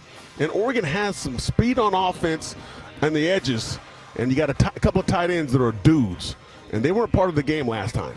They're going to be a part of the game this time. Find a way, man. Yeah. Next man up, running backs, doesn't matter. Nah. Somebody step up, make a play. De'Aaron Hill, it's your time to shine. Let's go, baby. I'm going to go 24-20 Ducks. They get a win. And we're talking to you Monday the 19th ahead of the national championship game. We have another one, okay? We have one more of these, baby. Okay, we ain't done yet. We ain't done yet. No. Thanks, everybody, for stopping by the Thirsty Lion. A great time out here, great venue. Stop by, watch the game, and then listen to the post-game show afterwards. It's going to be a ton of fun. Enjoy the game, everybody. Kickoff coming up at 4:30. Until next time, go Ducks.